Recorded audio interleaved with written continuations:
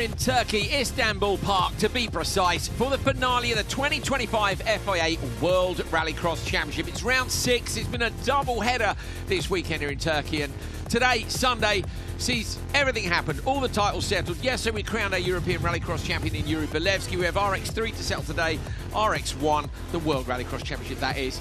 And me and Andreas Bakkerud are bringing the action. My name's Andrew Coley. Andreas Bakkerud here. When was it I said I was Andreas Bakkerud? Yesterday or this morning? Yeah, I don't know. It's all blurred into action.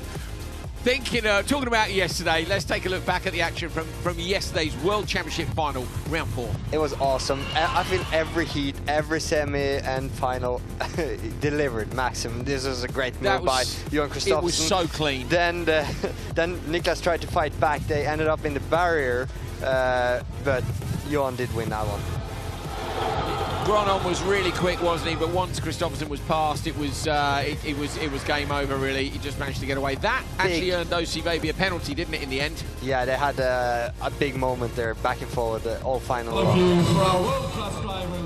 Johan spraying the champagne. He was very pleased with that trophy. Actually, I saw on social media last night. He's like, "Yeah, it's really nice," and it is beautiful, beautiful. China plate as the trophy for round 5, and round 6 is today. Coming up next, you're going to see qualifying 3. If you missed Q1 and Q2, where were you? All of the action this year has been live and free on YouTube, so you can go back and have a look at Q1 and Q2 if you want. 3:30 semi-finals for Euro RX3. João Ribeiro will be celebrating the title there. At 3:45 semi-finals for the World Rallycross Championship. 12 cars, 6 in each. First time in a long time. Do not miss it. RX3 final 4:15. 4:30 is the last final for the World Rallycross Championship, round 121. In front of absolutely packed grandstands, 11,000 tickets sold here. And these guys are so keen. They're absolutely loving the action. That's because they've got a brilliant track to watch on. Andreas Bakkerud, tell us about this place. Oh, he's won here, by the way. He's quite good, Andreas is. Yeah, it's a very complex track. We got 14 corners. It's 1,400 meters long, including the Joker lap. It has a great tarmac from F1, high grip, solid. Then a very tight and narrow dirt section, or gravel section, as you like to call it. It's a great track. Loads of overtaking, especially in sector 2 between turn 3, 4, 5 and 6. 6 is a mega place, isn't 9, it? Yeah, hairpin. Everywhere, all the corners. All the corners. So here is how we stand after the first 2 qualifying sessions. I said if you miss it, you can go back and watch them online. Johan Kristoffersson in the TQ spot from his teammate OC Weber, but they're equal on points. It's Limitainen, Volunteer, Payne and Gronom, Litvinovic, Karai. Remember, the Euro guys are in with the action as well. Now, should you have missed it, as I say, earlier on today, all of the action from Q3. This was a key moment in the championship for a very special character in the World Rallycross Championship.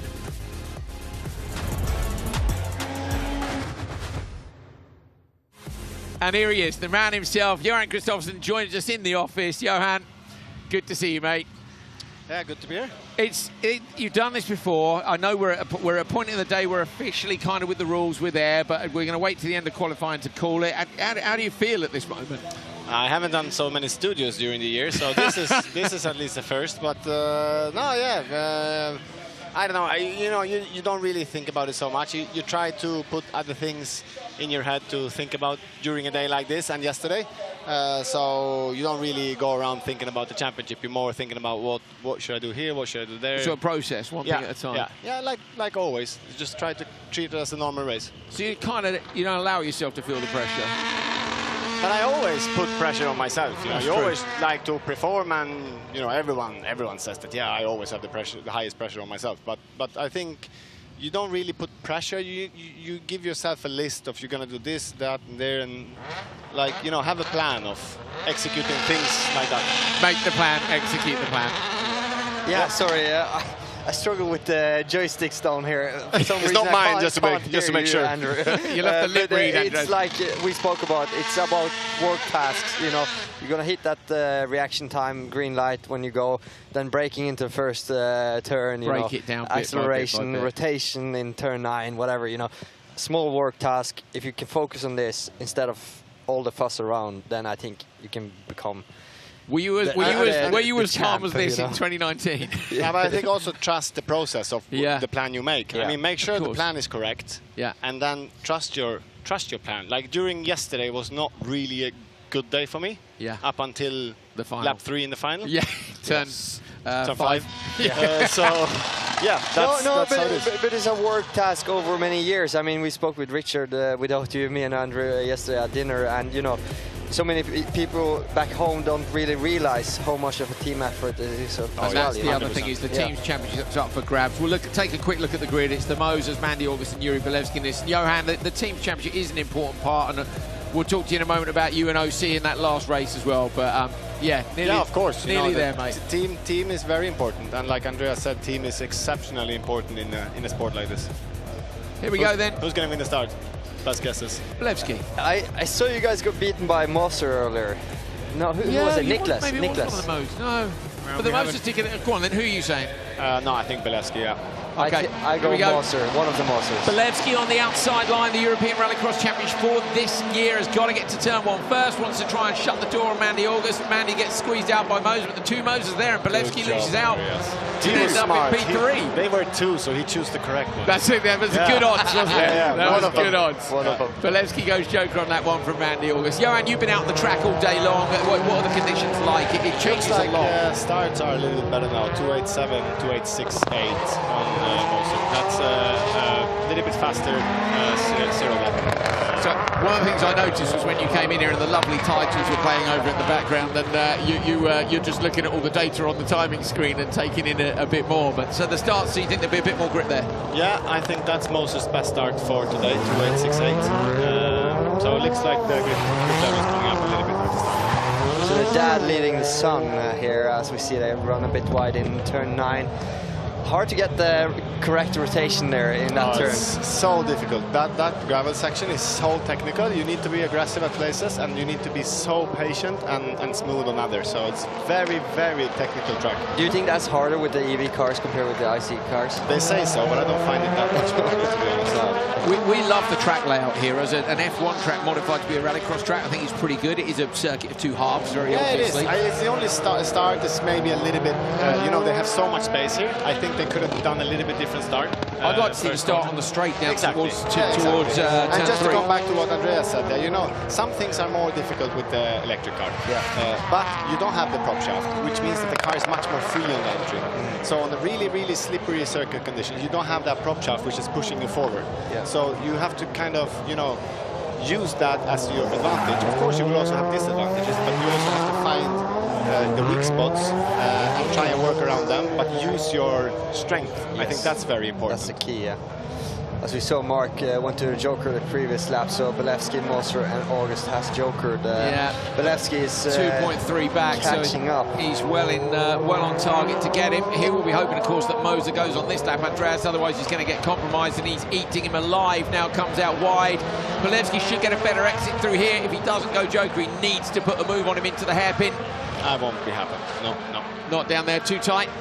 Yeah, no, he was a little bit too far behind. And also this section, you know, you have to prepare your overtaking for so many corners before, because it looks like it's wide and easy to just pop the car on the inside, but it's not that easy to get it stopped and get it on the cut like Niklas did with me yesterday in Q3. I was kind of expecting one of the EV cars to make an overtaking in turn 3, because if you can nail the turn 2, the EV cars is so quick on the straight. Yeah, that's but I haven't seen any, like Niklas, I thought he was going to plan that with Karai. Yeah, but no, but actually last year I did an overtake with internal combustion in turn 3 on Kevin. Yes. And that is also because when you're with the electric car and you go flat out through turn 2, it's so difficult to see. So you've seen that I dropped the wheel outside on the last sometimes one. because when you're going to do that corner flat with the EV car, you really, really need to nail it. Otherwise, you have to lift off a little bit. And then when the car is side-loaded, you cannot really accelerate. You cannot use the acceleration with the EV car compared to internal combustion. And yeah, then you need to be brave braking on the inside, and it's not so easy. It's good for us to have you up here in the comms booth, because also my own experience with the EV cars isn't that much, but it makes sense when you say it. So thank you. So the Moser's out on track now. Attila Moser has gone into the joker. Where's Bilevsky? Bilevsky coming into the hairpin at turn 6, just in front of us in the lead. You look at the Mosers in P2 and P3. Polewski just up the road. There he is on the loose and out in front, tidily done by Yuri. European champion, quite the story for him yesterday. Johan, he left the circuit and then told to come back. He was up and down like a roller coaster that last part of the day for him. It really was. It's kind of hard for us to see, but I remember in 14-15, it created ruts all the way on the inside of the gravel like turns. hooking the wheel? Yes. It's not that much as it was back in 14. I wasn't here 14, but I remember you spoke about it in somewhere at some place where you could hook it on the inside, but not really. 4:16.019 on Polewski. Polewski, takes it, nicely done.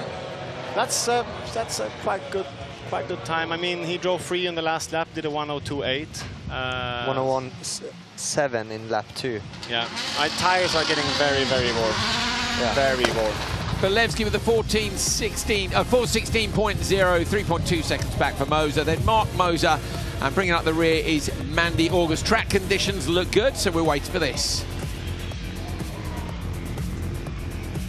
Take a look at the replays from the last one. Johan, I guess you need to go and get ready at some point, don't you? Just watch the start. Okay, fine. You're going to wait a little bit more data and look at the time. Do you enjoy to be up here? No.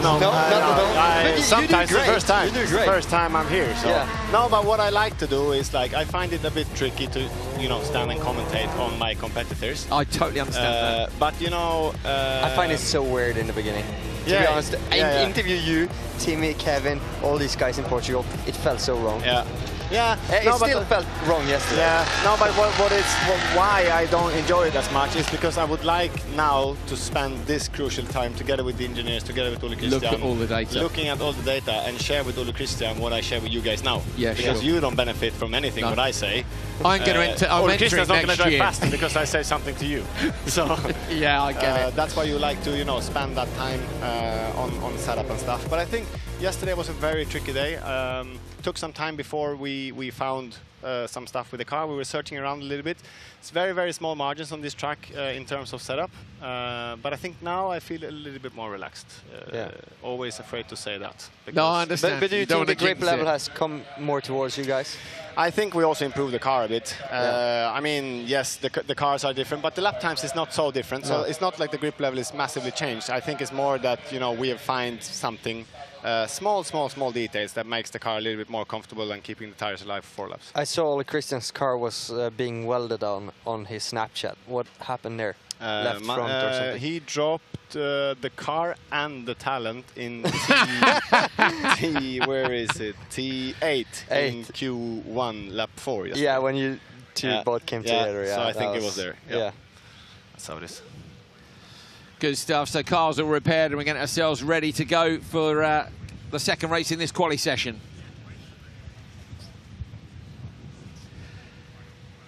Final qualifying session for the World Rallycross Championship in 2025. We've got just 2 races to go.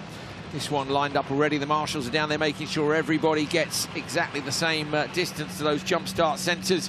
And we get everyone sent down towards turn 1. This is the session in which Johan Kristoffersson can secure that 8th world title. His title rival, Niklas Gronholm, had a good year, Gronholm has, but it hasn't quite been consistent enough to be there. Inside him, Litvinovic, yesterday's debut winner in, his debut win in Euro RX. Karai in the middle of the grid. Clara Anderson out the P4. And Rennie Munich in P5. Munich with decent starts. And joining us in the commentary box, Johan Kristoffersson alongside Andreas Bakkerud and myself, Andrew Colin. Johan says he wants to stay because he wants to see the starts, because he's in the next one. What do you reckon? Is Karai on the inside, or is it Litvinovic? I reckon Litvinovic on vote. You reckon Niklas going to take it? Yeah. Maybe. No. Karai gets it on the inside line. Anderson moves across to get alongside Gronholm. Gronholm shuts the door and gets himself into P2. Anderson gives it up, slots into 3rd. It might end up being 4th. It does. Karai inside. Munich's inside her as well, so she's going to have to dip off round into the Joker lap. And it is Litvinovic who leads. What do you see from that then, Johan? 8.57 on Litvinovic. That's really good. Niklas and Clara doesn't have as good starts as I had yesterday. That's what we thought too. So, yeah, I don't know, but what slot are you in? Slot 2? Yeah, so I'm in the next heat in slot 2, yeah, so I better go. So you better go. Go on, get in the car. Mate, thanks for joining us. Ciao, ciao. There we go. Johan Kristoffersson. Thank you for joining us in the commentary box. That was cool. Really for him cool, to isn't stay. it? I mean, he's a champ. We all know Johan being a geek when it comes to data and small details. And I love that, and I know that he's relaxed coming up here. 5 minutes before go time. He hasn't come until today, and I get it. I respect it as well. Like I said to him at the start of the week, I said, look, we want you in the commentary box with more. And he said, I understand. He said, but I want to win World Championships. That's not the words he used, because he's not at all arrogant like that. That's me putting the words in. It's his full focus on the job the whole time. That is true, correct. The whole time. Into the Joker goes Niklas Gronholm. Gronholm would love to put up a fight here. We'd love to see that too, wouldn't we, Andreas? It was good yesterday, but as you said, the KMS team managed to get the car a bit there. He gets out just in front of Karai, only just in front of Karai. So that was a good call for them to go Joker to defend. But they've got to find a bit more pace in this car for the final over 6 laps. Absolutely. The Sea team have struggled on the start line today. Yesterday they were flawless, winning Q1, 2 and 3 for Niklas. Bang on all the starts, no problem. Today they're struggling.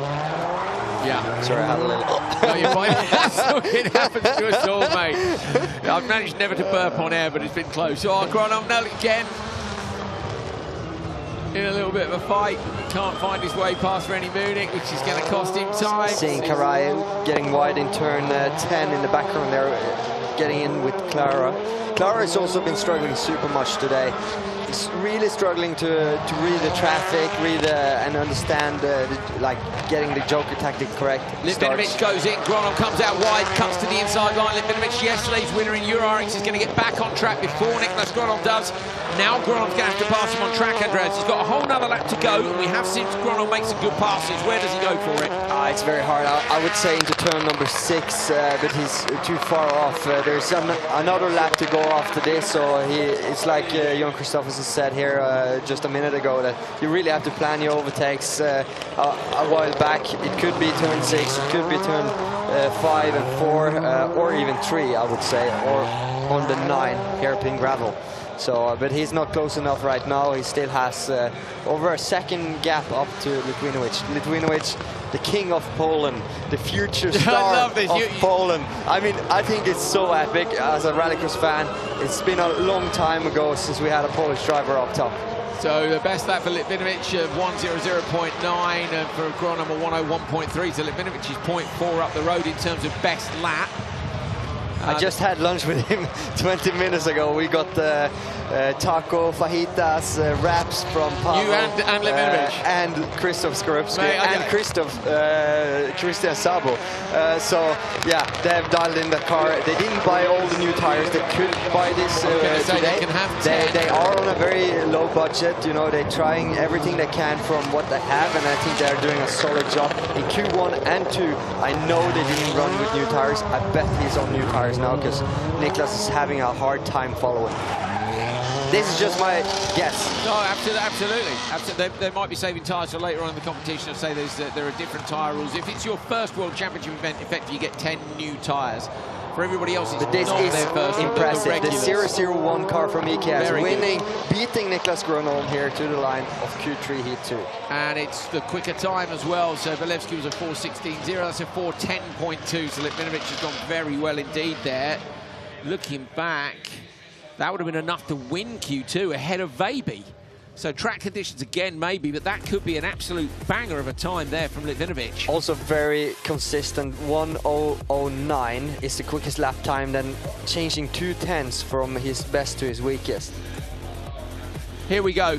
This then is the moment that Johan Kristoffersson, who was in the commentary box just a few moments ago, can secure his 8th World Rallycross Championship title. His teammate Ossi Vejby's inside on the grid. Kristoffersson may well still help Vejby to take the top qualifier spot. They might take a look at where Gronholm is and think, you know what, we could switch places here, but no, they're equal on points. So if Ossi wants to be TQ, Johan will have to give him the win, and that's assuming Ossi doesn't take it on his own, which he's well capable of course. Limatainen, Nils Volland and Joni Tapainen in this one as well. Volland's having a great day today on his World Championship debut. Same for Tapainen and Limatainen. Great start by Vejby and Kristoffersson. Kristoffersson has to back out a bit as he gets contact from behind, or to the side, sorry. I think it's Tapainen's it that's moved up into P2? Yeah. Or is it Limatainen? I'm surprised Johan Kristoffersson didn't joker on this lap. Normally he would always joker when he's in traffic. But maybe he's afraid to go too much to the back and end up in traffic. There was a lot of contact in turn 1 that I thought he might have tried to avoid, but he obviously wants to be there. As he goes on the inside of Joni Tapainen. Yeah, so Kristoffersson up to P2. So it is a 1-2 now on Vejby. and Kristoffersson, job so we done get a immediately. lot of wind here in the studio, just behind us. We have indeed, super, super windy. So I think he's going to help Baby here try to take P2 in the standings. So if he passes Baby, he gets the TQ spot, 3 points. Andreas, he doesn't need those points to secure the title.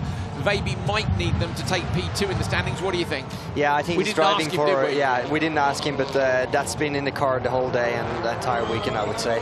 And when he's talking about, I could have used this time here to help Baby going faster, or the team understanding something more, I don't know. I bet he still would have done it. He'll have been yeah. on the radio when he's got back and gone straight away. Slot number one's the good one, and Baby got the whole shot. They've got it done, haven't they? And I think Baby is good enough driver to do this himself. It's just he's so fast, he's so flawless when he's on form, like he was in the previous qualifying heat. It's just that he makes one mistake too much every time he's out there. So if he can manage, you see the gap is on Johan now. Normally he's on his rear bumper like a glue, but I feel Ole Kristian's been flying this weekend, and he puts everything together now. Just looking at the gaps back to everybody else. I mean, Tappanen is 2.6 off already. What do we think it was? 3.2, don't we? There you go on your screen now is the gaps.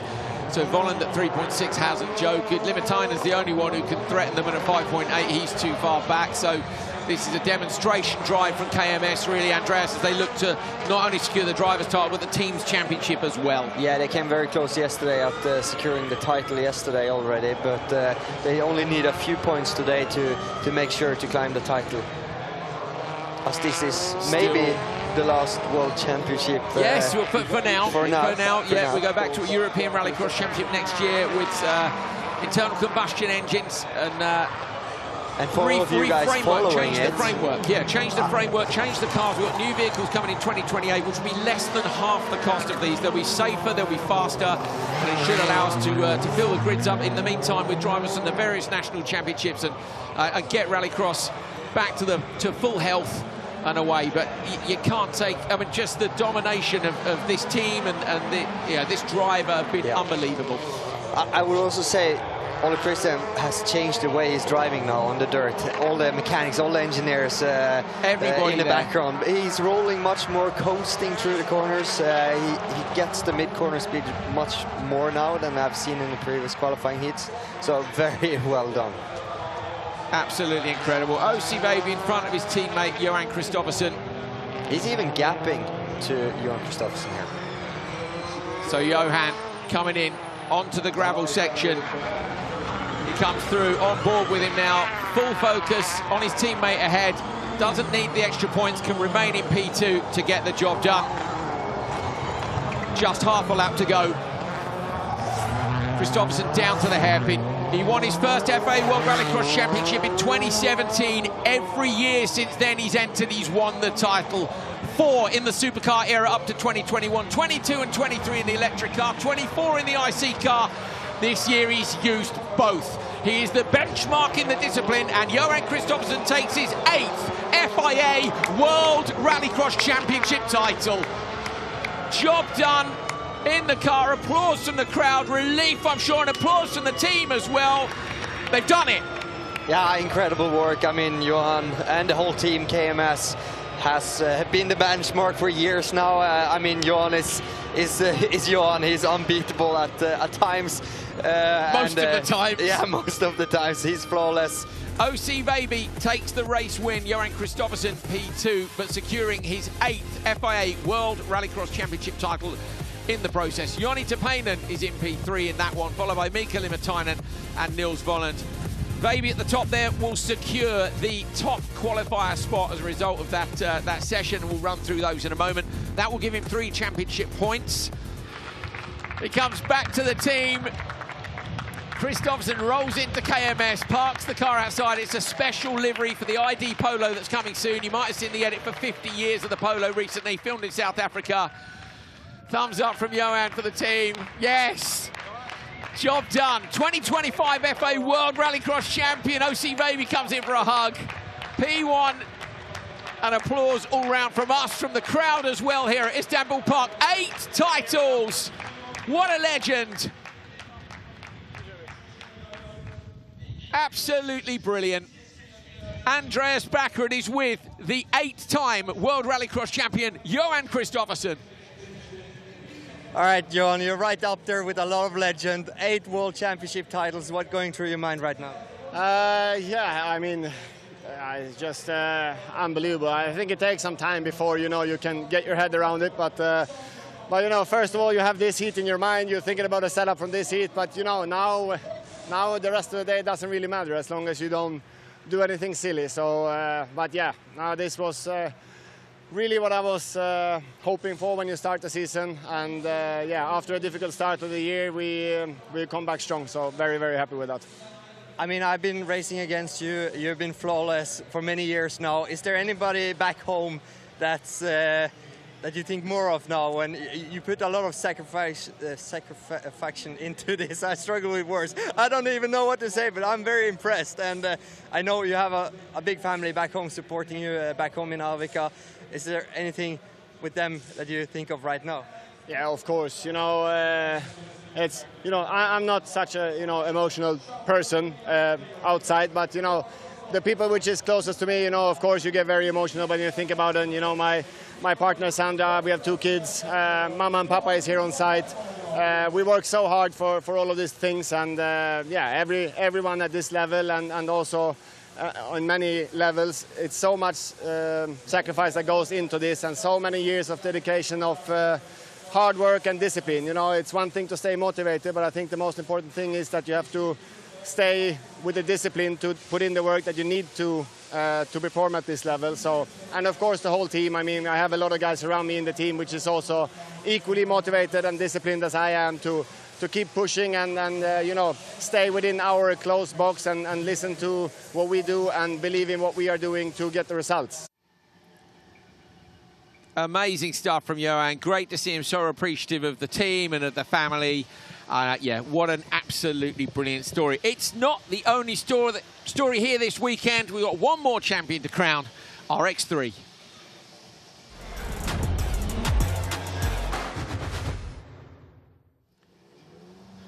RX3 cars are in the pre-grid behind us now. In fact, the first ones are heading out. Now, normally with only 6 cars, you wouldn't have semi-finals, but good decision. They've come a long way. Andreas has said, tell you what, we'll do semis with 3 cars in each to decide the grid positions. Absolutely. I mean, they've come a long way. Turkey is far from Portugal and Antigua, is that the name? Antigua. So while we're here, we want to make sure that the drivers get enough laps in for their investment. So yeah, this is a cool track. You want to keep the semi-finals, finals for the fans. 11,000 sold tickets. Yeah, brilliant. Before today, so it's probably 12,000, 13,000 out there. Yeah, there's a ton of them just over to our left. We can hear when they applaud and when they whistle when the cars come back down the straight here into Parc Fermé. So brilliant stuff. Left-hand side, you see the championship standings of the various different champions. There you go, Yuri Belevsky, look, European Rallycross champion yesterday. Bottom of your screen is what's coming up. And what's coming up is the semi-finals for Euro RX3. Now, Ribeiro, technically, he's the champion. But that's fine, because we want to long it out a bit, and he wants to have a bit of a celebrate. Luckily, he's in semi-final 2, so he's longed it all the way out, Andreas, as far as... Here he is. Where is he? He stood... There's Nicholas Gellins down there. Where's Johan gone? He's probably watching the live. I think he's over here, is he? Yeah, there he is. There he is. He's over by the timing screen. Geeking. There's a timing screen. This guy, let's do the pointing. I pointed the wrong way. I'm never going to make a weather person. Over here is a timing box that they can see. Yeah. Bro, can you see the timing box? Or no, that'll get you in trouble when we'll see it. We'll see a leg or something of a thing that we're not allowed to see. Got an umbrella up, the sun's out. What a great weekend. I hope you've enjoyed it. It's the 121st round of the FIA World Rallycross Championship, and yes, the World Championship is going on pause, let's say, for next year. European Rallycross Championship, internal combustion only next year.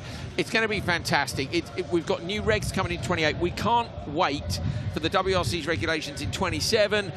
The cars won't be ready in 28. We can't survive with a tiny little grid, I think. So we want to open up that grid and make Rallycross just a fantastic sport that it is. So all of the national drivers from the various championships will be able to enter. As I say, the new cars, we said several times, will be faster, safer and cheaper, Andreas, and that's going to mean the likes of you can get back into this championship. Me, Reinis Nitish, Janis Baumanis, Timur Chanov, you know, all the drivers. Going old school. Thomas Heikkinen is coming back. Yeah, it would be. No, but of course, that's something we work for. Everyone has a high passion for rallycross, and we all want to do it, you know. It's but it needs to be on equal terms. It needs to be lowered a bit on the budgets. Yes. We need to bring back the momentum from everything from the teams to the drivers to the fans to everyone involved in the sport. So, and I think we're heading the right direction. I think it's the right way to go, the right step.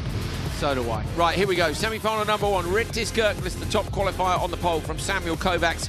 Andre Sousa on the back row. Rittis Gerklis won Q1 and he won Q4. So he is quick. The other session winners, Gellins, won Q3. Q2 was won by Ribeiro. Red lights are on. There goes the green. Quick reaction there from Kovacs. But these cars are so equal, and you see Sousa there is trying to close down the gap to Gerklis to squeeze Mr. Kovacs out. Kovacs out, sorry, yeah, sure. But yeah, Sousa going to the Joker now. I thought Kovacs was going to get on the outside there, and I think good decision by Andre Sousa. With 3 cars in the race, Andreas, you can afford to go Joker, obviously, immediately if you're third. In a 6-car race, you don't go until the slowest car behind you is gone, really. Yeah, that's true, and you don't want to risk it then, but when it's 3 cars, it's easier to make the tactics. I was surprised that Kovacs didn't go to the Joker, to be honest, but he want to play it out. He want to you know, be on the bumper of Gerklis, try to make him make some mistakes, maybe even try to overtake on track and then go to the Joker. You see he's rubbing on his bumper in turn number 9, but losing a bit of the momentum coming out from turn 9 and 10. So yeah, Gerklis leads Kovacs by 0.3. Kovacs up the inside of Gerklis, steady on. You're all going to make the final, but of course the P1, 2, 3 here will decide what row you are on. So what row you're on will give you a much better chance of winning the final. Very close. Kovacs pulls out, looks to the inside line. Gerklis doesn't let him go. If I were Kovacs, could you? No, maybe he doesn't feel he can go. Yeah, the gap's gone up. They can wait, can't they? He can try now in turn number 5. To do undercut, overcut, and then maybe even turn 6 here. Let's see. He's gone outside. He's gone all the way around the outside. I might have gone back to the inside line. Kovacs going to try for the late break and turn him, but Gerklis is inside him. Oh, Gerklis on the handbrake round the hairpin. Beautifully done. Kovacs can't get through. The good thing for these guys is that Andre Sousa isn't really close enough to challenge them, even though Gerklis and Kovacs has been pushing on quite hard up front. They haven't lost too much time. Another moment for Gerklis there, as we see, is pulling the handbrake a little bit too hard in turn 9, but still managed to get a gap out from the turn. Yeah, gap is 3.9 to Sousa. I'm sure that was over 4 Oh, another moment. Oh. So they're losing time here. They were getting away from Sousa. Gerklis runs wide, Kovacs up the inside, and they're in danger here. Sousa was more than 4 seconds back, and they were getting away. They've squabbled, Andreas, and they've lost themselves time. Yeah, and I'm surprised Gerklis is making so many mistakes, because he's normally a very average... safe driver. Safe driver. Good average. Not average, but stable, stable driver. Yeah, stable. Consistent. You know, consistent. Yeah. That's the word. Stable. And he still gets out in front. Okay, so Sousa had gone back up, looked to 4.9, so... And I would have stayed out another lap if I was Gerklis to try and close down the gap to Kovacs before going into the Joker, but no, he went in the Joker with a gap up to Kovacs. Kovacs have 1 lap now. I think he would try everything he has to maintain the lead and then try to do the Joker and win the fight.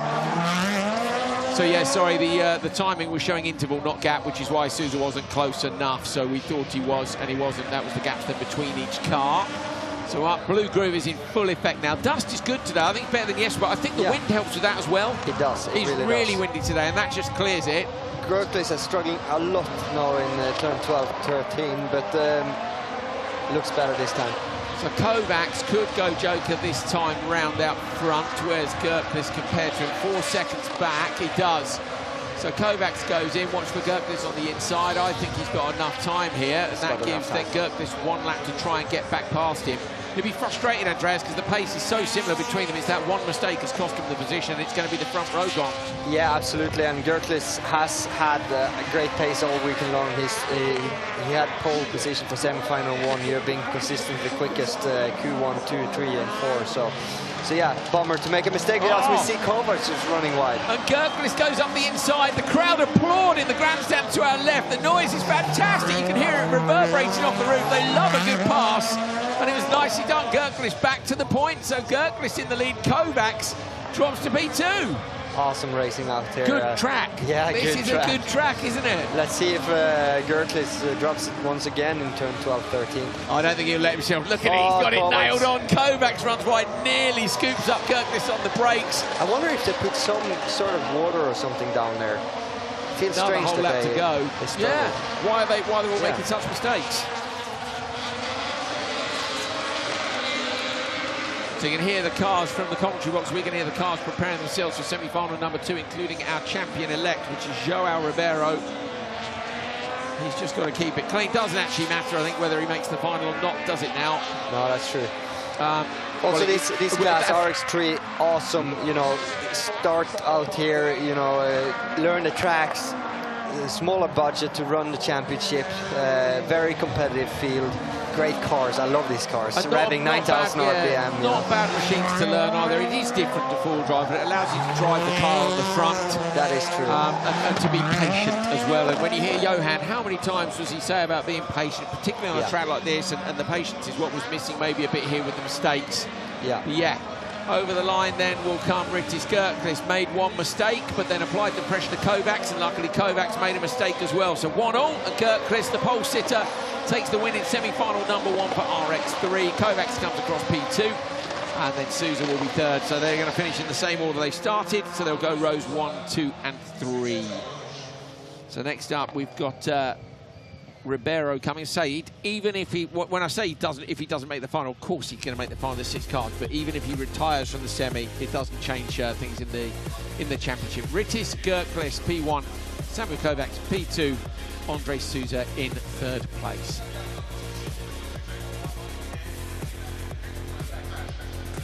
Right, off the line, look.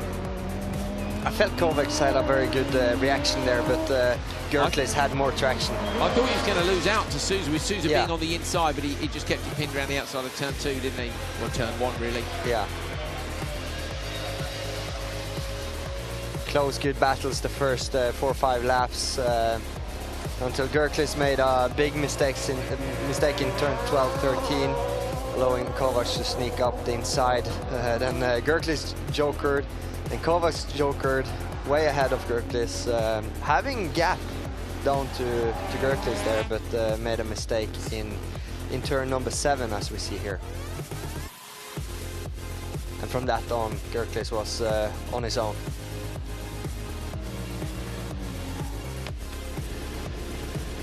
Ribeiro sits on the grid. Say, in theory, the rule says the champion after qualifying, we're like, do you want to celebrate? Then he's like, yeah, I will. And then he texts me, he's like, no, the family don't want it. We want to wait. You know, so there's not a nervousness, but I think he wants to get the job done. So it's Nicholas Gellins on pole, Ribeiro on the outside, and Rogerio Sousa on row 2. Rogerio yesterday had that mistake where he had contact with Andre Sousa, but he was quick in Q3 earlier today. Ribeiro qualified 4th, which is not as high as he would normally qualify. Ribeiro has been, he was 5th in Kummering, but TQ twice, qualified 3rd in Höljes, but then didn't make it through for the semis. He will today.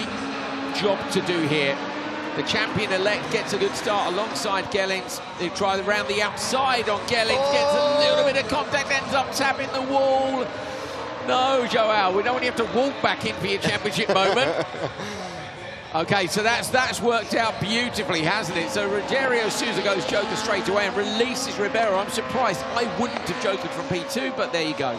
Unless he's had a chat. Maybe it's the Portuguese crew getting together and having a chat. Yeah, I just spoke with Gellins and his family.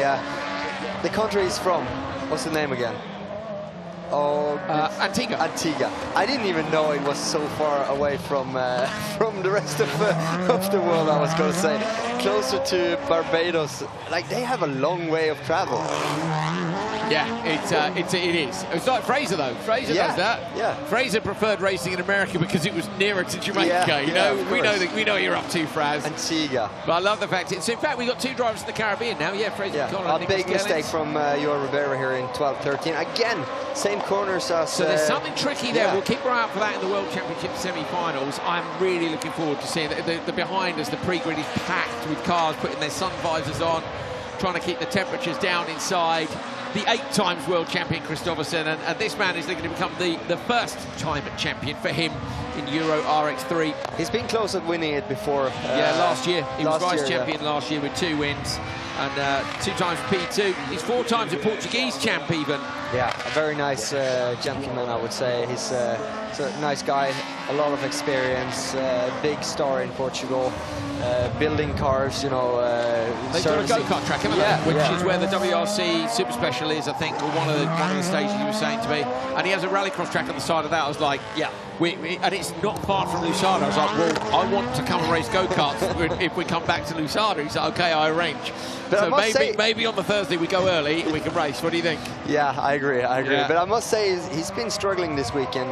He's kind of lucky that it's not a big fight for a title. You know what? That's that tightness that you get when you get into the title fight, and that's what I loved about Johan saying that it's a process. And Johan's career was like that when he was telling us about when he nearly went for DTM, nearly did the various different things. And in the end, they're like, we want to do the World Championship. Make the plan, execute the plan. Yes. And like 10 years later, he's the most successful driver in the history of rallycross. But it's that execution. And you said about do turn 1, do turn 2, break it down into small parts. Don't get tight. But that's easy when you've won a few. Ribeiro, you know, he hasn't yet, and you're going to get a bit nervous. When you say the most successful driver in, I would say world rallycross, because Kevin Hansen, 14 times European rallycross champion. Yeah. They stayed in the sport for 40 years. Kenneth will be watching this. He's done 249 events. Oh, wow. But it makes me so cross, Andreas, because that's not a nice round number. No. And I want to see Kenneth Hansen do an event next year to make it 250. I think it's 249, I think. Gelane's running a bit wide as well here in turn 12-13. Something weird there in the braking. So it could be a slippery turn 13, and you say 13? Yeah, 12-13. Yeah, 12 and 13. Double apex left-hander coming on to the start straight. Gellin's having a good season now. So Gellin's has had 2 P2s. He's won a session at the Kümering. He won a session here in Turkey as well. So for me, he's getting quicker and quicker as the season's gone on. He was P7 last year in RX3. So a big improvement, obviously, to be in P3, although Komochi here with him as well. I had a talk with him just on the pre-grid, just before the semis, and I said, like, what's going on? Yesterday you struggled with pace, today you've been flying, and he said, I need moment to think. Gellin's has made a mistake. He's made a mistake in turn 6. He's run wide. He's stuck in the barrier on the outside. He's got to try and reverse out there. We can see it from the commentary position. The car is still stuck there now. Ribeiro takes the lead and has choked already. So Gellin's, if he can get the car going, and right now he can't, will be a DNF, and that'll see him at the back of the grid. I think if the regs allow him to be a DNF, that'll see him at the back of the grid in the final. So that's a real shame. And Gellin's is out of the car. So from the commentary position, Gellin's is out of the car. And this man, Ribeiro, the championship leader, the winner of the championship, which we will be celebrating with him very shortly, is going to be able to take a win here in the semi-final. 1 more lap to go. His spotters be on the radio now, Andreas. Yeah, I can see the steering arm is probably broken there on Gellin's car. I was just about to say, I asked him what happened yesterday. You had no pace, and today you are flying out there. And he said, sometimes I just have to have a little think. I need time.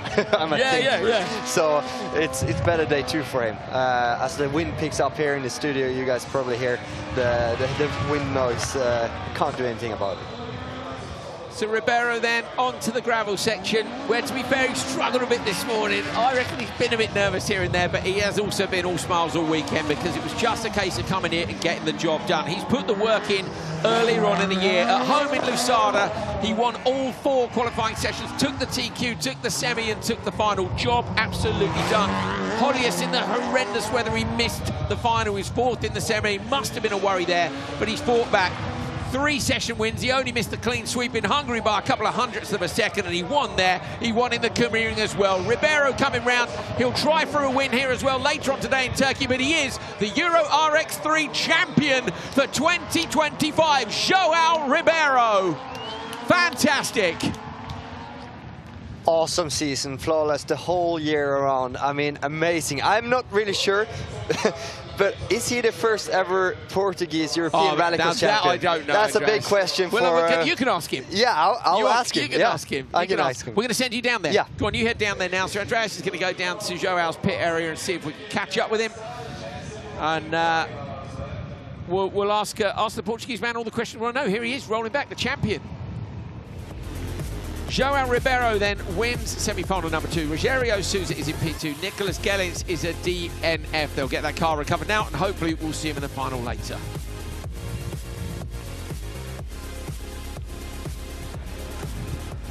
Here we go off the line then. Ribeiro on the outside line, and on the inside Gelins. Ribeiro got there first, tiny little tap, and I did just think, ooh, you be careful now. He's come past, waving out the window. Thumbs up for him, taking the win. Good job. No.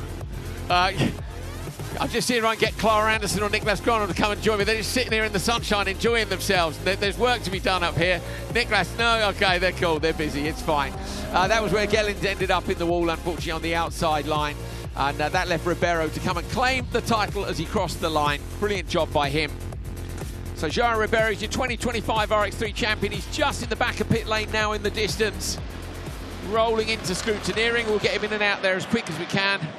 I'm looking for Andreas. Is that Andreas Bakkerud running down the pit lane? I think it might be. Got quite a turn of speed on him, he has. Crowd are enjoying themselves.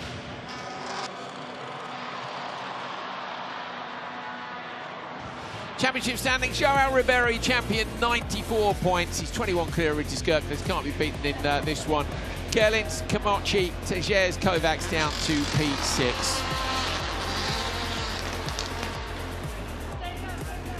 So Gelins' car has just come down the straight behind me on the forks down here. You can see Niklas Gronholm is, look at me, pointing the right way. Niklas Gronholm, he's got the cool vest on, and his personal trainer is behind him there. All the cars have got the sun shields on as well. You can just see over the front of Kristoffersson's car, Limitainen's as well. That's just to try and keep the sun out of the cockpit and try and keep the temperatures down a bit. It's probably only low 20s here, but when you're sitting inside the car like that and getting everything heated up beforehand. Richard Brown over here, Johan's engineer, he's standing up very smartly. There he is, waving. So great stuff, can't wait. Packed semi-finals coming up for the World Rallycross Championship in a few minutes' time, so stick around, this is going to be fun.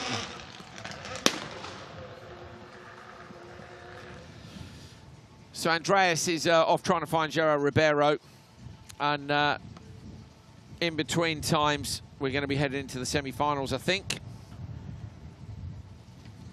Cars are on the line.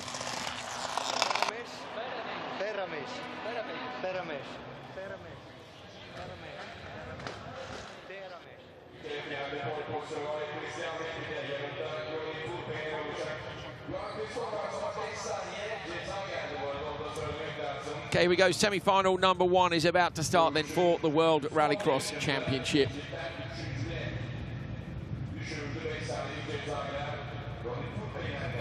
Ola Christian Baby on the pole. Joni Tapainen in P2. Nils Volland on row 2 with Damien Litvinovich alongside yesterday's winner in Euro, Rennie Munich, and Yuri Belevsky at the back of the pack. Belevsky, the European Rallycross champion.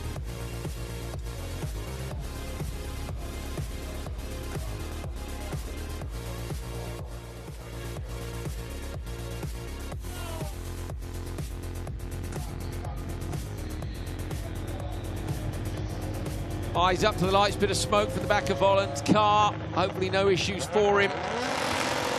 Baby versus Tapainen on the front row. Tapainen's had good starts. Baby, remember, looking to have a clean one here and get away. In the background, Litvinovich moves in, but OC Baby gets there. Volland in P3. P2 is Joni Tapainen's got through already, so Tapainen, and then is anyone going to go Joker? Volland goes for an early Joker, that paid off yesterday. Munich's gone at the back of the pack as well. Yuri Belevsky in 4th on the main lap. Saw his brother and his dad earlier. They said he's struggling a little bit today. He's on the back of Litvinovich to say yesterday's winner, but OC Baby out front. Baby's got a bit of a job to do here. If he wants to take P2 in the standings, he has to win, and he needs Niklas Gronholm in 4th, and that's out of the world drivers. So it all depends on whether they make it through to the final or not. and in what order. So if they don't make it through, then Niklas has out-qualified Clara anyway and will hold the position. So it's Clara that can hold the key to whether Niklas gets P2 in the standings or not. Baby basically can't control that side of the equation. Andreas Bakkerud has just sprinted back up. So Baby basically, Andreas, all he can do is control his own performance. He takes the win here, and Gronholm was 4th out of the world drivers. He can take P2 in the standings. So he can't do anything except just get his job done. Yeah, I mean, it's back to what Johan said. Work task. Hit the light correct. You know, brake right into the first turn. You know, all your lines. Keep going. Yeah. So you can see 3.3, I think it said, was the average Joker time now. So with the warm temperatures, it is about as low as it's been this weekend. The crackle on the bank from Topinen under pressure from Litvinovic. Litvinovic has come alive this weekend. He's trying to find a way past Topinen. Topinen's done a brilliant job. Remember, he hasn't had not a metre of testing in this Hyundai before he came here. Did sector 1 of the Grand Prix circuit. That's not much of a test, really, in one of these cars. Belevsky's gone Joker and has ended up down in P6. Both Belevsky and René Munich retired the race. They've just pulled in next to us. So Belevsky and, just pulled past the conference finish. Well spotted, Andreas. Not a lot wrong with the car either, but anyway, they're out. So the fight now is between Topinen, Litvinovic and Volland, as it looks. Yeah, one of the gaps, Volland is the only driver really who can get to them, isn't it? If these three can drive away enough, they can wait Joker at the end of it. It's a 5-lap semi, remember? Yep. But Veiby, the only driver from the World Rallycross Championship in this race. So I suppose you would argue, wouldn't you, that in the next one, Gronholm, Anderson and Kristoffersson, one on each row, have really got to get it done if they want to make it through to the final here in Turkey. The fight is really tight in between Litvinovic now and Nils Volland. Nils still has the gap to Litvinovic for him to Joker and get out ahead. Well, in the favor of Nils. But loads can happen in the last 2 laps now, 3. On board, super concentrated, Veiby. Like he's keeping it really smooth, isn't he, today? Yeah, and I think he's doing the right choice. You know, as the grip surface has changed throughout the day, he kind of had to roll into the corners, keep the momentum, keep a straight car in the exit, and I think he's doing just that, you know. Yeah, his gap is 3.1 back to Topinen. Litvinovic has now dropped 1.2 off the back, sorry, 2.1 off the back. We saw Litvinovic hitting the barrier. He stopped. He's gone round. He's gone round up into turn 1. Big one. Yellow flags are out. Litvinovic has ripped a corner off him from the looks of things, and that's going to put Nils Volland through to the final. Nils Volland on his debut in the World Rallycross Championship. He hasn't had the best year this year in Euro RX, and Volland is going to make the final in the World Championship. What a performance for him. That's real incredible. Shame for Litvinovic on a big push, obviously chasing him down. So, not to forget Johnny Topinen, 16 years of age, getting into the final. Going to be the youngest ever driver in a final, isn't he? Not just to enter. That's going to be hard to beat. 2 debutants making it through. Who have we got in the next one? Limitainen could come in as well. I think Limitainen's the only one who hasn't done one before. I'd love to see him make it as well. We had 3 drivers on their debut in the championship make the final. OC Baby coming through with a lap to go. And you can kind of see here also the gap between the World Championship top dogs to the top dogs of European RX1. It's what we would expect. Yeah. It's what we would, but yeah, Baby is throwing down, isn't he? Topinen goes to the Joker lap now. His gap over Volland is significant, so there isn't going to be a challenge. João Ribeiro can come up and join us up here in commentary for a moment, and he's coming up the stairs now. We'll see if we can get him on with us. OC Baby going to come round then. Here is Topinen. This one ended up with the retirements, Andreas. With a full semi-final, I was excited for it being an absolute banger, but unfortunately, I say a couple of cars retiring from it. I mean, we haven't quite got what we wanted, but one man who is getting what he wants is OC Baby. I smell champagne in here. Yes, yes, indeed. Andreas can smell champagne, and we'll get João on in just a second. So OC Baby coming through. He's done everything he can do in the semi-finals here. Now it's down to Gronholm and Clara Anderson. If Clara beats Niklas, then in theory the position would go to OC Baby in the overall standings. But with team orders, that maybe won't happen, but with other cars involved in the race, it might be out of their hands. We'll see. So Veiby and Topinen makes it through, 16 years old. Joni Topinen will make it through to the final, and Nils Volland as well. Fantastic, 2 debutant drivers making it all the way through. João Ribeiro, the Euro RX3 champion, joins us. Well done, mate. Are you the first Portuguese driver to ever win a European title in Rallycross? Yeah, for sure. Yeah? Yeah, for sure. That's incredible. Thank you. Litvinovic with a corner off the car. Ola Christian Baby takes it from Joni Tapanen and Nils Volland. Litvinovic out, unfortunately, after the crash. Belevsky and Munich as well.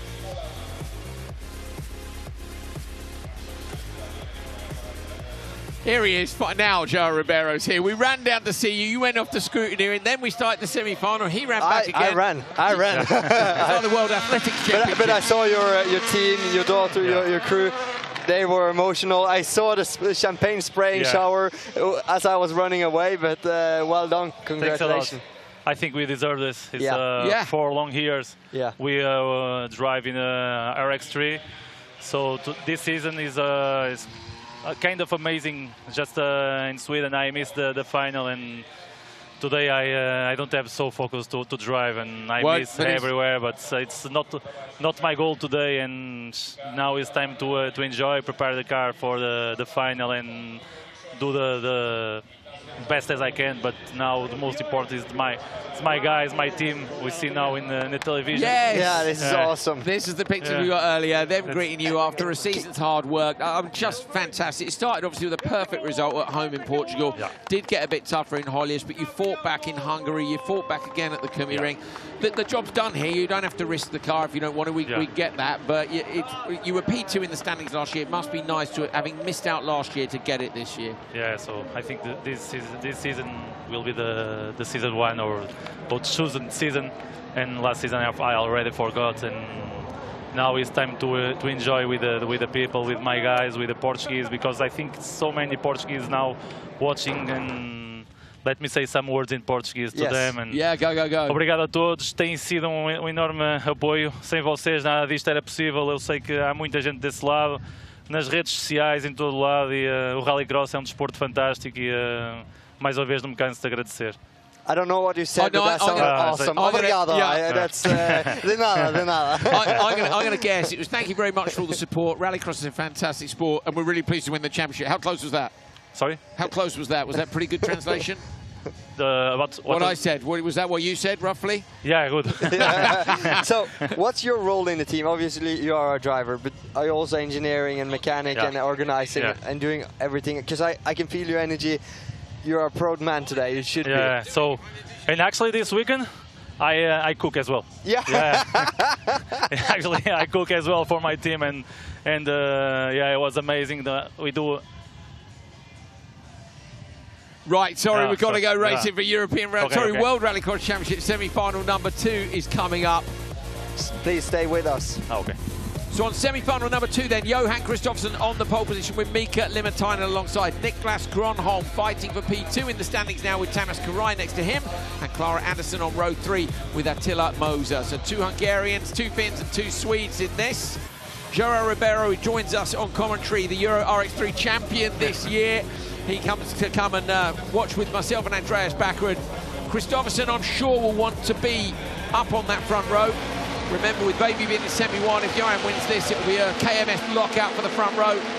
Gronholm needs to beat his teammate Clara Andersson. If she beats him, then in theory Baby gets the position. Limatainen with a great start round the outside. Kristoffersson may get back, he doesn't.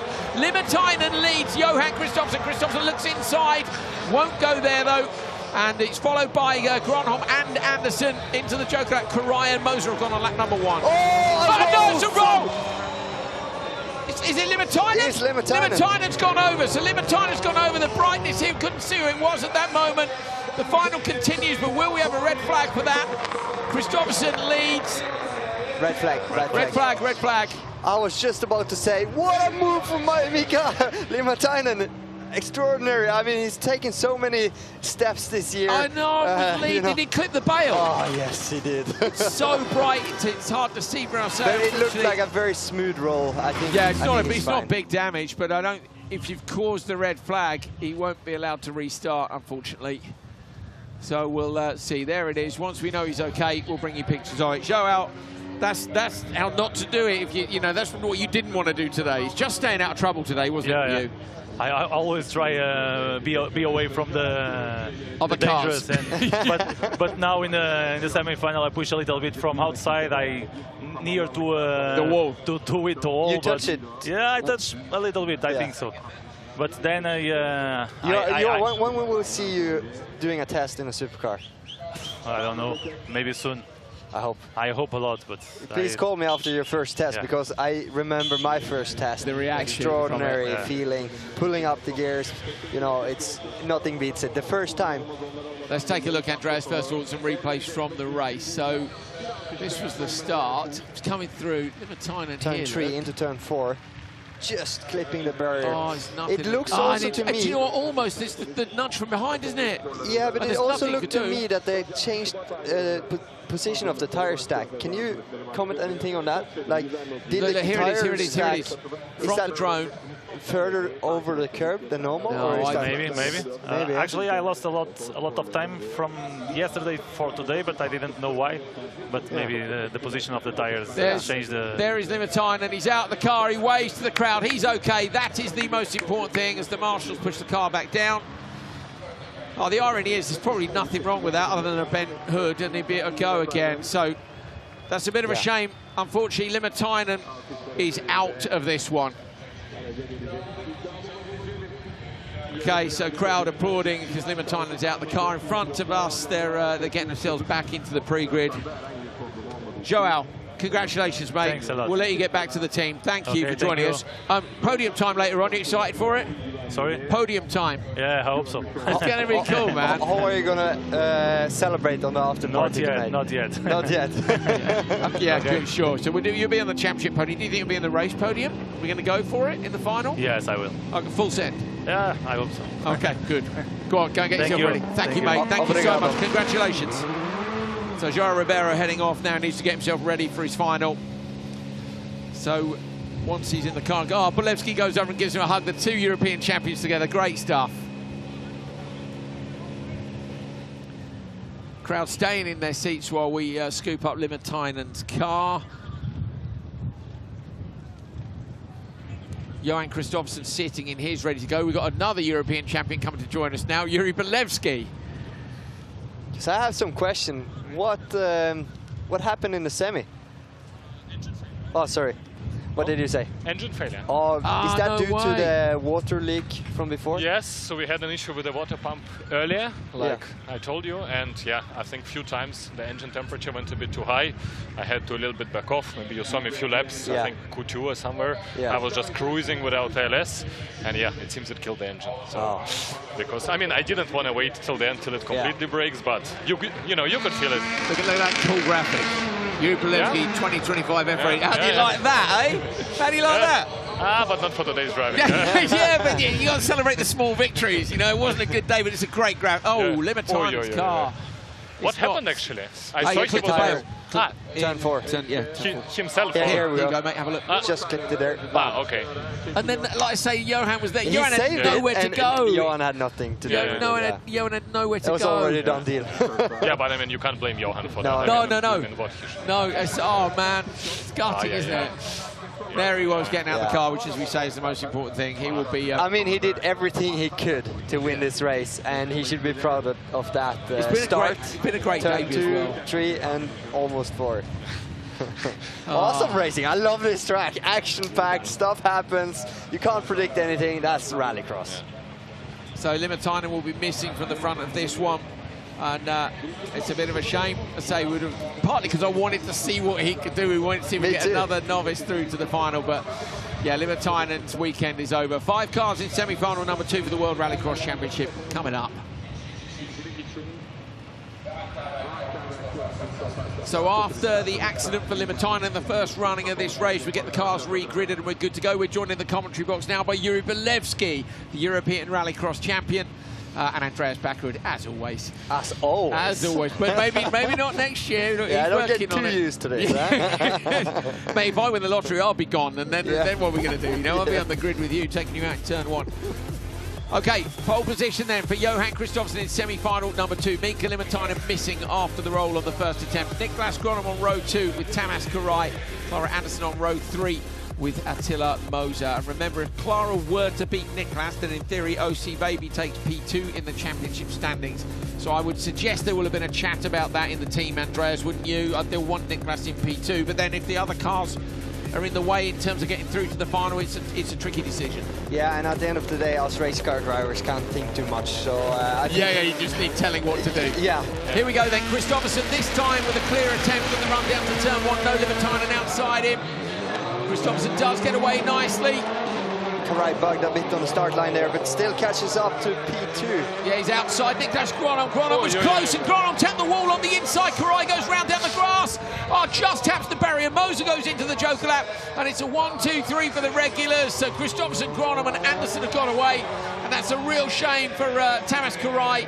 I wonder if Gronholm hit the barrier on the inside and Karai lights the throttle up to get away. I think he was a little bit harsh there, Niklas. I mean, he's in P3, he's behind Karai. It's a very narrow, very quick section there. The barrier is coming quickly on the inside. He didn't want to let go of the position, and that ruined Karai's race. I have heard Niklas hasn't been feeling too well today, and it's not the weekend that you want to be not feeling on 100% form. We know he's disappointed from yesterday. And he's done a brilliant job this year of taking the fight to Kristoffersson, but Kristoffersson is doing Kristoffersson things out front as usual and making his way towards the final, although we have got another 4 laps to go. Here he is on board now with the 8 times World Rallycross champion, equal to Höljes, second only to Loeb in terms of those FIA titles. Tamas Karai comes past the common tradition and retires from the race. Puncture 2 right, down. Left rear as well, so yeah. Shocker. A bummer, because he's been so quick and so competitive the whole weekend long, but yeah, let's just admire Johan here the last few laps of this semi-final. Actually, he's not pulling on a gap to Niklas Gronholm. We've seen Gronholm this year, has been super competitive next to Johan, been well-deserving. He's not secured a second place in the championship, but if he do gets it, it's well-deserved. He had a bummer in Hungary, he had a bummer in Finland. This makes it much safer, because if let's say Clara had been third, Niklas had a problem in turn 1 and he was 5th, then the team would have had to decide, do we sacrifice any cars in the final and put Clara behind Niklas for the championship, or do we make them swap positions? It would have been a really tricky situation for them. I think I've explained that terribly, but everything's fine. Yeah, it's I know too what I mean. complicated for me, but yeah, they're both in the final. They'll both be in the final if it carries on like this, and then at that point it's easier to control what happens. All I can say is that Johan did 2/10 quicker lap times than Niklas in the previous lap. You know, Johan has a great level, and to be able to keep kind of his pace is good.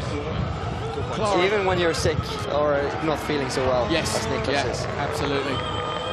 On board now with Niklas Gronholm. Yuri, how are you feeling? Obviously today didn't go your way. You have actually done a round of the World Championship before, because you did Nürburgring, didn't you? So it wasn't your World Championship, David, but you are the European champion. I know you're a bit annoyed that today wasn't a good day, but how do you leave Turkey? I mean, on one hand side, of course, a bit happy about the title, but a bit disappointed about today. We had a whole bunch of technical problems, to be honest. The pace also wasn't mega. A few mistakes on my side. I mean, you know, I wasn't feeling the best either. I think yesterday was super stressful, you know, all these emotions. I imagine you're absolutely exhausted after yesterday. Yeah. So today was a bit of, I would say one of the worst days for sure. Have you had some time to process the thought that you were outside the circuit and you got a phone call to tell you were the European champion? I mean, it's still quite a mad. It's a cool story. Yeah, I mean, it's still, you know, I mean, maybe can't get around it, but it's still a bit like in a racing mode and driving and racing. I mean, maybe on Monday or Tuesday it's gonna sink in, you know, and then say, what are they doing? I mean, Johan is super stable. He's super stable. 59.5, yeah. On this track, it's difficult to be so consistent. I've had a look around on the tires. They really do get a beating here on this track. It's high grip, high stress, a lot of like movement on the tire as well. So I think where Johan was exceptional yesterday in the final was to keep the tires alive, and you see also today that he keeps his, well, actually lost a bit. He lost to 4/10 to Niklas in that last lap as we speak about it, but it could be that he's saving the tires for the final as well. I also think so, because, and also by the lap 4, by lap 5, you know, your tires are a little bit gone, you know, especially in the tarmac section. The Hoosier tires reacts very much to temperature. I would say it has its peak lap 1 and 2, and then you need to know and feel when.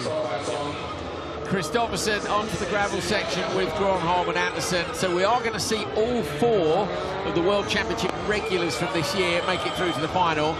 Now I'm fascinated about the prospect of Joni Toplanen and Nils Vollen being in there with them. Andreas, it'd be great to see a bit of an upset, wouldn't it? And see Tappanen at 16 years old do something special. He's made the final, that's the first step. But this man, 8 times a world champion, would love to sign off that title campaign with a win here. He's made it through to the final. It'll be a KMS lockout on the front row of the final with OC Baby and Johan Kristoffersson. Row 2 will be Niklas Gronholm and I think Tappanen. And row 3 is going to be Anderson and Nils Vollen. Clara Anderson making it as well. Actually, of course, by Clara making it through as well, there is still jeopardy for Niklas, because if he goes out and she finishes, again, OC Baby can take that second place. And then also, what do you do if you're Johan? Because he won't know whether OC needs the win or not from a team point of view until they know where Clara's going to be. So there are some tactics to play out yet today. Johan Kristoffersson takes the win from Niklas Gronholm and Clara Anderson. And then Tillamosa, Mika Limatainen and Tamas Karai are done this weekend and this season indeed.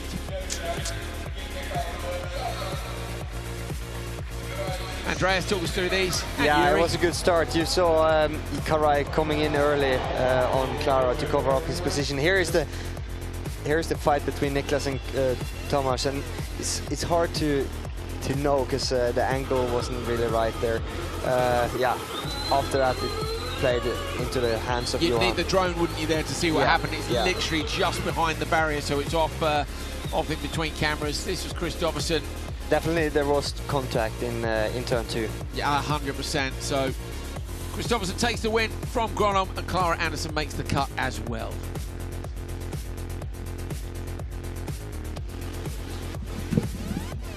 You don't have to go, you can stay if you want. You done? You going? Up to you guys. You can stay, it's fine. Everything's fine.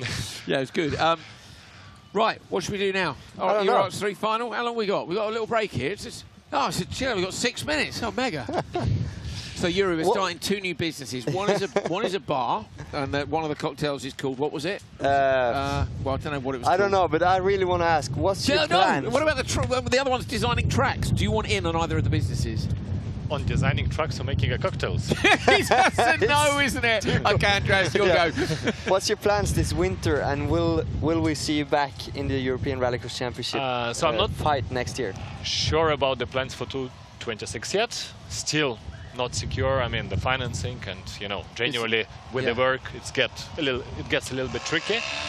So not sure about this yet. About the winter, maybe some testing. I think for sure we want to focus a bit more on the testing. You go with Rolf in the winter experience and the testing. Yeah, maybe the other stuff. That's good times. Yeah, that we did together. Yeah, I think you enjoyed it as well. Yeah, I love that stuff. So good. For those of you watching, me and Yuri has joined together for various years with Mattias Ekström and Rolf Vollan in Vollan Racing, up in Arjeplog in Sweden, and also the place in Finland. I wasn't in Sweden, I was with you in Finland. In Finland. Yeah. Do you remember the name? Mikki Kokkilikkilikala. Yes, something like that. It's very I mean, it's in Lapland. Well, it's in Lapland. It's minus 35, Yeah. it's ice, it's frosty, it's freezing cold, but we sit inside hot cars, so that's good. with the heating on and everything. Driving on a frozen lake is just the best practice, isn't it? There's tires are called Lappi tires. Yeah, Lappi tires, they're the ones with the proper tungsten, like they're 10 mil studs. No, it's shorter than that. But you know when you're driving them, they start moving about, don't they? So you do a few too many laps, the tyre gets to a point where they go loose and then you park it for a bit and they go tight again. But I quite like the road studs as well, the short ones, a bit more slippery. Yeah, but I mean, they have lakes that goes on and on and on and on. New tracks, new days, new everything. Different cars. Different cars. I mean, RS3s. Okay. Yeah, good fun. Yeah, we're taking a look at the standings. Johan Ribeiro, the champion for the FIA European Rallycross Championship for RX3. By the way, I loved it when I saw you go over and greet him. That was a nice touch, mate. The 2 European champions saying hello. Gerkle, Skellins, Komochi, Tejes, Kovacs, Souza and Souza are your championship points. Of course, not all of the drivers are here this weekend. Komochi not along for the ride here in Turkey. Tuma, Senegaknik, Pereira, Machado. We've had some great drivers come and join us during the course of 2025. But Ribeiro, as I say, the champion.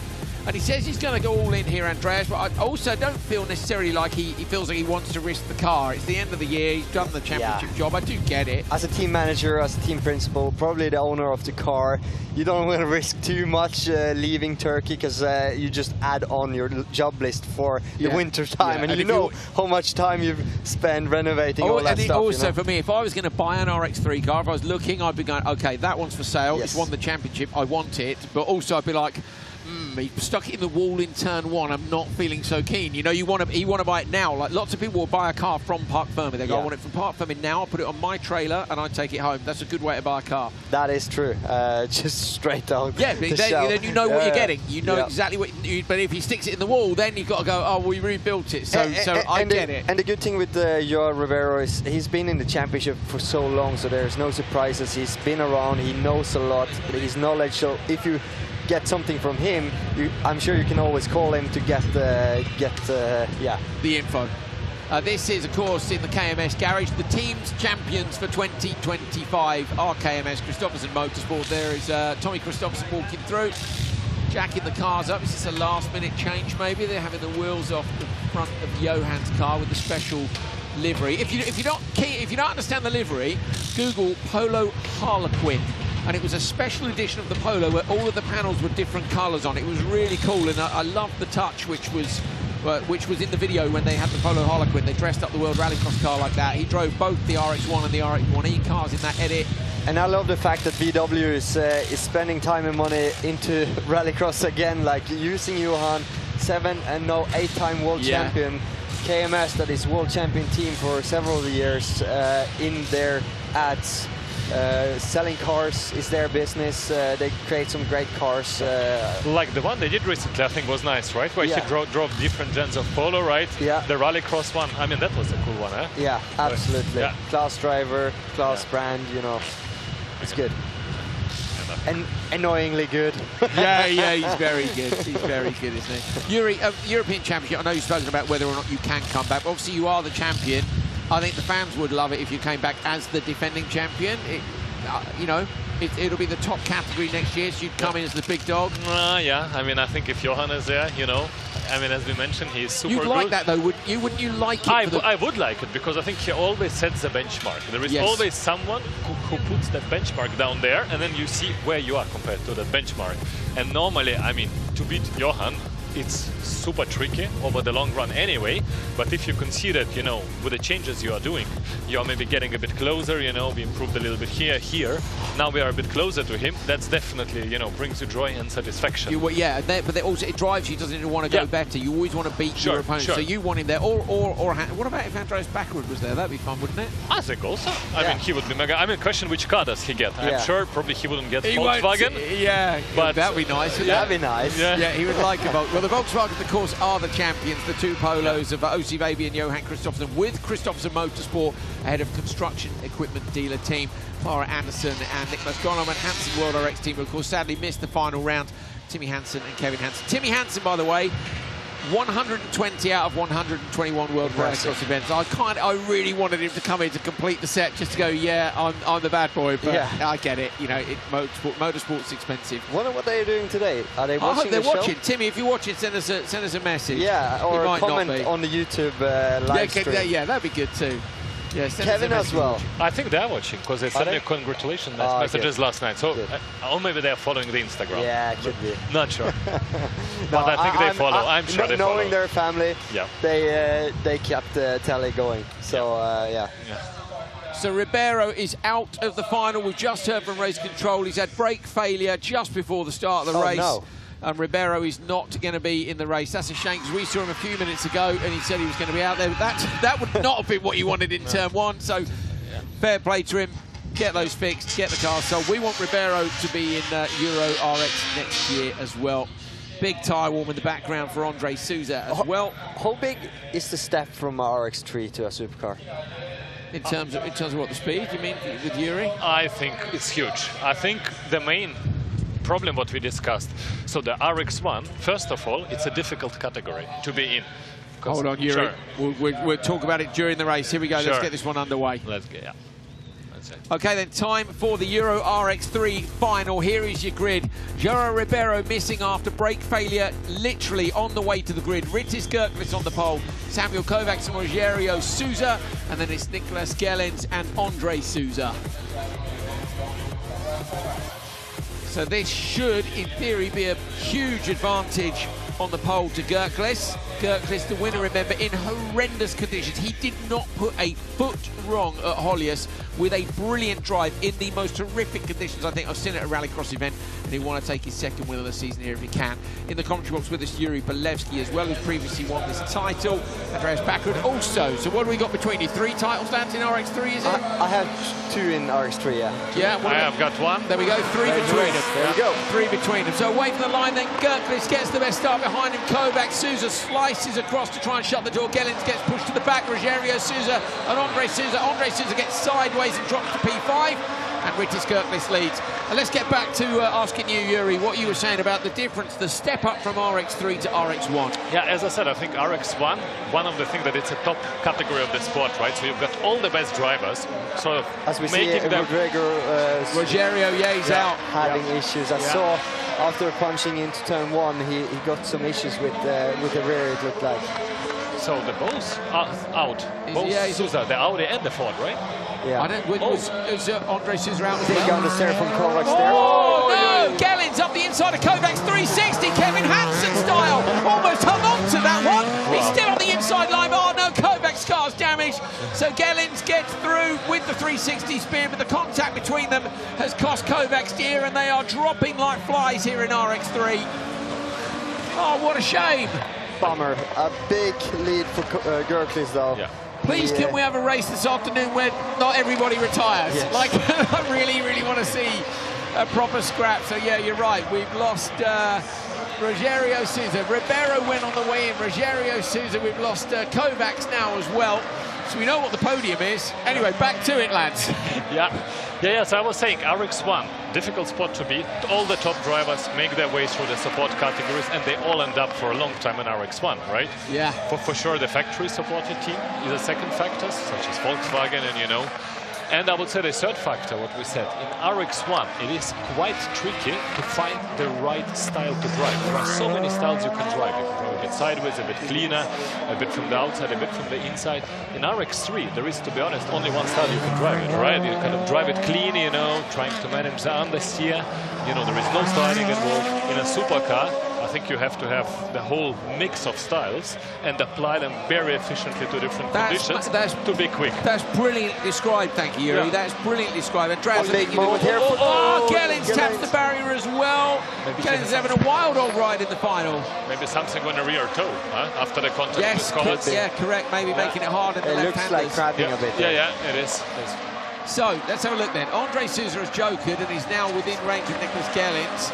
But Rytis Gerklis is on the other end of the F1 track pretty much, I reckon. And he is actually. He's coming past the commentary position now. Into turn 6. So Gerklis is into turn 6. He's about half a lap up the road.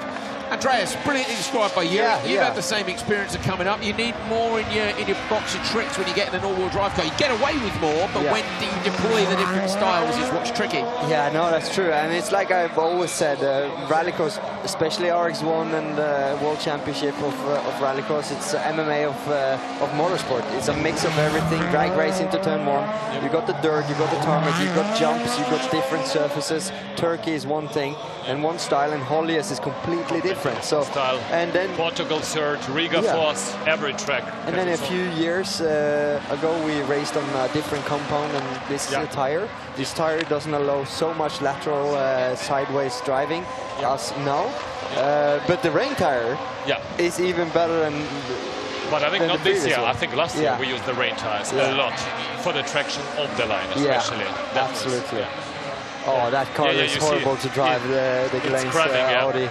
It's crabbing normally it's brilliant one way and terrible the other, isn't it? But driving on high grip tarmac straight. I'm happy I'm not in his shoes. So I didn't quite see what happened with Gelens and Kovacs. It looked like Gelens caught it very suddenly, didn't it? But unless Kovacs already had an issue, but we'll take a look when we get to the replay. So lap 4 out of 6, Gerklis leads from Gelens. The difference is 13 seconds. and Gellins is actually now stretching out enough of a gap over André Sousa that he might be able to joke and come out in front. Remember, 6 lap final. What a drive here by Görkelis. Obviously managed to stay out of trouble, Andreas, but this is the point of qualifying. This is why you do the hard work, to not be in the middle of the grid. You want to be up front and have less chance of carnage. Yeah, and also he's been great the whole weekend long. He was top qualifier today. He won his semi-final one. He stayed away from all the troubles and drama. He stayed away from the Sousa brothers, right? So yes. So no, he did great, and he's doing great. I'm not going to spoil the party here, but no, you don't want to give him the commentator's curse, do you? I know what you're thinking. You're thinking it, yeah, exactly. You gave that one to me one time before you. Did said I? I was a world champion, and then I wasn't a world champion. That was on lap 1 in South Africa. I remember the also line. lap 4. And lap 4 as well. And then Timo Scheider retired. Ran into the tires. Oh, mate, I know. Oh, God, and I lost the title there. I know. So I remember it. Andreas Bakkerud might have just won the World Rallycross Championship, is what I said. And you were going crazy in the commentary box. Oh, I was going. There is a video.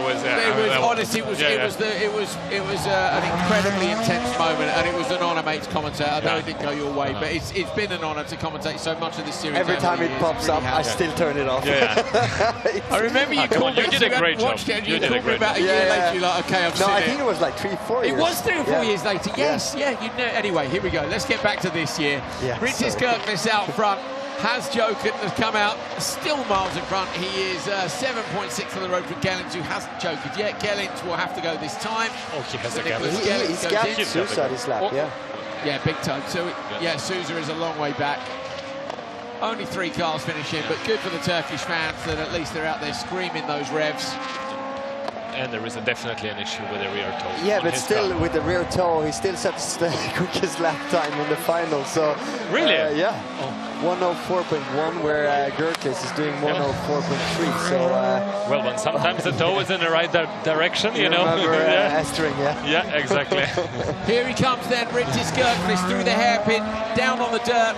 There are only 2 drivers that have won this year. One is Johan Ribeiro, who is the champion, who didn't make the final, unfortunately, due to an issue with his car. But Görkelis, with a genius drive in Höljes in the wet, another genius drive here in the dry in Turkey. He takes the win here in Turkey and P2 in the RX3 Championship. Thoroughly deserved, a class act. 2 wins to him and 3 to Ribeiro this season. But great drive, Britis Görkelis. P2 goes to Gellins, and André Sousa's going to get 3rd. Yuri, thank you for joining us, mate. We will say thank you, and we'll see you later. Thank you, guys. Come for a bit of a party up later? Maybe. Yes, you have to. You won the championship. We'll see you there. Cheers, mate. Thank you so much for joining us. Thank you. Awesome drive by Görkelis. Is this his second win this year? Yeah, Höljes. This year, but overall as well, I think. Awesome drive. Yeah, brilliant job. So Görkelis takes it from Gellins and Sousa. Kovacs, Sousa, and Ribeiro are done. Another good start here by Görkelis. Looks like pole position is great. We had a lot of Robin, and Robin is racing into turn 1-2. Unfortunately, we lost 3 cars in this final. First we lost Ribeiro just before the start, then Kovacs, which is stopping here, then Rogério Sousa in the Joker. Here is another moment from Gellins. Struggled all the way through the final with his rear axle, probably a steering arm or something, when we see Görkelis crossing the finish line. Another win for him. Awesome drive. They're coming back past us now. Sousa comes back, flats the engine in front of the fans. They go absolutely mad. I want to see some donuts in reverse. That's brilliant. That's brilliant. There we are. Good stuff. We're just trying to fix something here in the commentary box, which means we can't do that right now. We're just and it's funny. Like I've never been like commentating and stuff, but we have a very good crew behind us, supporting us. A lot of Finns, a lot of different nationalities. Yeah. Me being Norwegian, you English. It's cool to see this side of the world of rallycross. it's interesting, isn't it? It is very and challenging. What you guys don't know is that we have a whole production crew in our ears the entire time, saying some stuff. Me actually not this weekend, but for Coley all the time. So we're trying to redo the studio to not to actually see the to be TV. able to see something. Yeah, it's so the sun is getting low. The sun is setting indeed on this season of the FIA World Rallycross Championship. We've got one race to go, so stay with us. It's going to be a banger.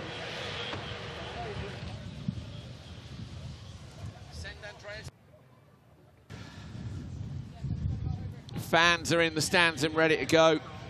The cars are in the pre-grid, and yeah, the drivers are getting in right now. OC Baby is jumping in, and you'll be able to see that. There's Kristoffersson. I see the wipers is on Kristoffersson's car, or were on. Kristoffersson's got the screen cover off already. OC is climbing into his car. So let's get into the tactics here. We think, and this is quick maths, which is not our greatest. We think if Clara Anderson beats Niklas Gronholm, then Gronholm would drop to third in the standings. So but that's if Baby wins. So the thing here is Johan, I'm sure, will want to win to sign off his championship. He can do that if he knows, if they know that Niklas can't. Yeah, you see what I mean. Am I explaining it well? You see what it, So basically, OC needs to win with Niklas in fourth. So if that were the situation, if Niklas is in fourth, if Clara is in front, Johan needs to help OC.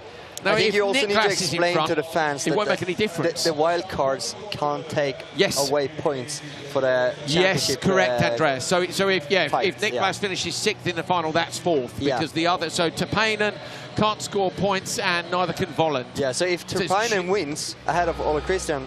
Ole Christian still gets the maximum points for the World Championship. So basically, Ole Christian needs to be, this is the way to put it, Ole Christian needs to be the first world driver over the line.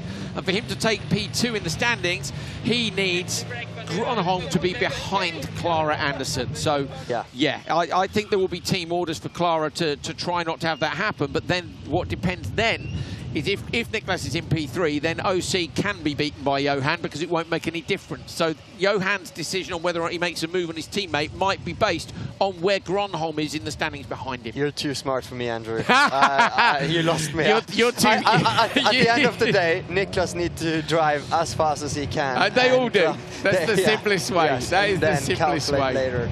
But we have had a great season this We have year. had a great season. You know, it's been cool to watch this track as a season finale. Is awesome. Love to be back here in Istanbul. Would like to for the championship to come back more often. We see smoke from Nils Volland's car, but it's a Lemon engine. They always smoke. They smoke a bit anyway. They do. Speaking of experience from 2018-19, you know. Yeah, Andreas has been there. He's been in one of these cars before. We're getting ourselves ready for the last encounter of the 2025 FIA World Rallycross Championship. One last dance. Here we go. Cars are rolling onto the grid here for round 6 of the FIA World Rallycross Championship. We've got a couple of wild cards in from the European Championship. They can't score points in this, but they can obviously still take the win in this race. Championship points, that is. Niklas Gronholm needs to beat his teammate Clara Anderson, and he'll hold on to P2 in the standings. OC Baby needs to win with Gronholm in P4 to take P2 in those standings. So Baby has done everything he can here. Kristoffersson, his teammate, helped him get the TQ spot and the extra 3 points that got him. So let's see what comes in this final. I'm hoping they all just go full send and we have a decent race. Let's see.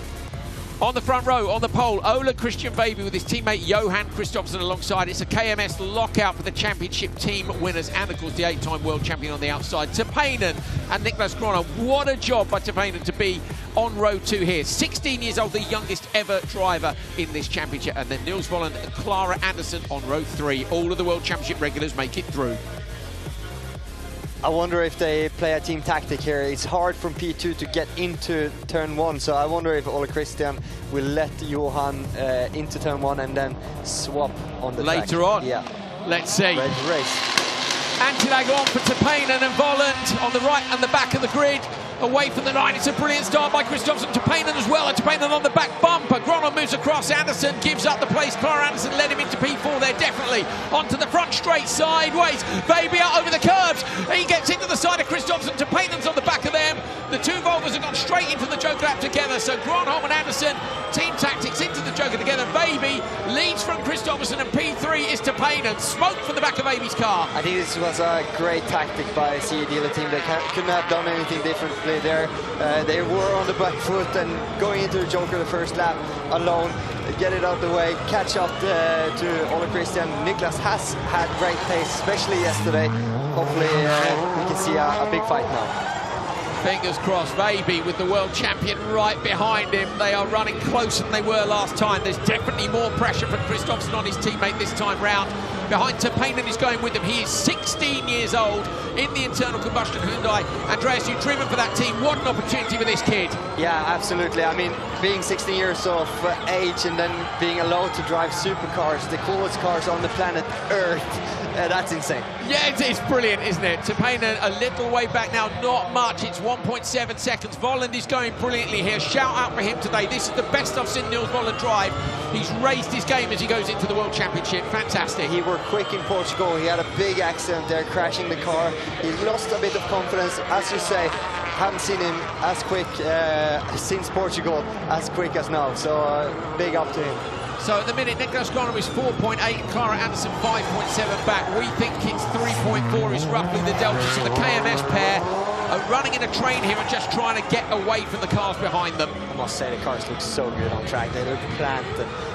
They look very easy to drive, but they are on a very high level as well, so they make it look easy. You know? So little blinking from Kristoffersson here as he follows his teammate as close as he dares. Remember the problem they had, I think it was Q1, wasn't it, yesterday? Yeah. When Veiby span round in the wet and they both got caught. If you follow that closely, it's also going to be really interesting to see whether or not they split the strategy in the background.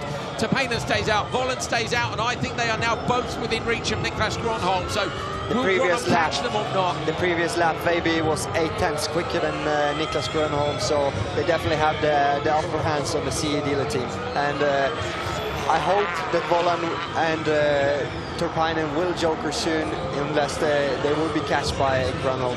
Let's see, is Gronholm onto the back of them? Yes, he is. So Gronholm now is getting onto the back of this train of Volland and Tappanen out front. It's wide, I love to see it. Volland gets a bit sideways. The pressure now comes from the fin, but this might be holding Niklas up. He looks to the inside line.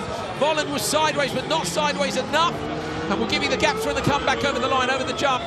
Traffic is part of rallycross, so that's just how it is. And he's joking, he needs them to go, doesn't he? Yeah. He really needs them to go. As it stands, you can see Niklas Gronholm and Ole Christian Veiby would be together on points. Oh, that's right. I thought that might be wrong. I'm told it was wrong. Thanks, lads. Perfect. Into the Joker lap goes Nils Volland off to the left-hand side. That releases Gronholm. So Volland goes Joker. He's going to come back out now. He comes out behind Clara Anderson, who smokes up the tyres, the Swedish driver. Tappanen is still out there and is still only 4.2 off the leaders. And let's see now whether they split their strategy. So let's look for Kristoffersson and OC Veiby out there. I think this is now going to come down to what do you think, Andreas? They've got to split the strategy, surely. Yeah, I don't know. I think they can stay out until the last lap. The goal is for Ole Christian to win. Gronholm's in front of Anderson, meaning it won't make any difference. So now Kristoffersson surely will be saying, OK, if he can't take P2 in the standings, I want to take the win. He will want the win. Yeah, but you never know with Rallycross. So, you know, Niklas could... I don't want to jinx anything, but the car could stop, you know, it's a material sport. So if they follow each other, they're not splitting strategy. They are splitting strategy. So maybe someone's dumped fluid down there as well. Look in the Joker. Yeah. Kristoffersson adjusts his line. I think that was Sousa in the RX3. Or smoke from the back of Kristoffersson's car as he pinches it in. The Hoosier tyres, just a puff of smoke through the right-hander. And now he gets the chase on. So what is the gap? It was 3.6 to Veiby before, and we'll keep an eye on that as we go round. We think the Joker average is about 3.3. Johan smoked the tyres into turn 6, locked the rear inner wheel. As we have seen, he's been pushing this year, or today, in that same corner. Late brakes, locking the tyre. So he's pushing. So what's the gap? 3.6. Doesn't look like it's come down yet. So Kristoffersson's on a big push, but so is OC Veiby. They may just finish P1, P2, but Kristoffersson might just go for it as well. Through this left-hander now, OC Veiby going to have to go Joker. What's the gap? 3.3. This will be ultra close between Kristoffersson and Veiby. Is Kristoffersson going to try and nick the last win from his teammate? Into the Joker lap goes Veiby on the inside line. Kristoffersson's not going to get there, is he? No, Veiby does. I think he's waiting, but let's see. Is he going to go in these last couple of moves? The last place is turn 6, comes out wide. Kristoffersson might just go for it. On the inside line, Baby goes defensive. Kristoffersson comes up. He's going to go tight inside on the exit here. He can't get past his teammate though. Baby holds on. Any mistake now, Kristoffersson will pounce. But at the moment, Baby holds on to the lead. It's still not going to be enough, assuming Grönholm continues and ends in P3 in this one. Breaking into the hairpin. KMS, unbelievable this year. Teams champions, again, a brilliant job by them. Everything done by Kristoffersson to help OC Baby. It won't be enough to get P2 in the driver's standings, but it will be enough for a 1-2 for the dominant teammates of this year. Baby takes the final win of the year. Kristoffersson, the 8-time champion, follows him over the line. KMS, the team's champions, a big sideways slide for Baby to celebrate. Grönholm gets P3 after a valiant attempt to take to take the win here and take the championship, but he does hold on to P2 in the standings. I think there'll be a point in it, I think. Terpainen, 16 years of age, just finishing outside the podium. Amazing start. Amazing job by him. Yeah. Also best wild card today. We saw Mika rolling the car, great for FIA RX to finish it off. Top 5 into the final. I'm going to try and get Clara for the studio. Awesome final. We're seeing in the background, you guys can't see it, but Baby is doing donuts ahead of the fans. Joined now by Johan Kristoffersson. So much tire smoke. So much tire smoke. Here we get the drone going. Fantastic. This is insane. That's so cool. Goosebumps everywhere now. and dust everywhere. You know, these guys normally think, oh, we're going to carry on the tires for the next event. Yes, here we go. next to the commentary box now. Baby pitches it into a huge donut. He smokes the tires up right in front of the fans, right in front of us. Awesome job by him. Everyone's on their feet. We are loving it here. There's Johan, the 8-time champion. Rolls back to the paddock, all the trophies to KMS. Grönholm, P2, he holds on by 1 solitary point, and he deserves to after a brilliant season. Terpainen will be coming back as well with P4 on his debut in the World Rallycross Championship. The 16-year-old, what a drive by him. What a final, good. Everybody retired this afternoon. I just wanted a good race. No, this was a very, very interesting final as well. And I think, to be honest, Baby showed class today, you know. Yeah, me too. He was consistent. I said yesterday, I feel he has so much pace. Yeah. I know he kept it together. He didn't do a mistake.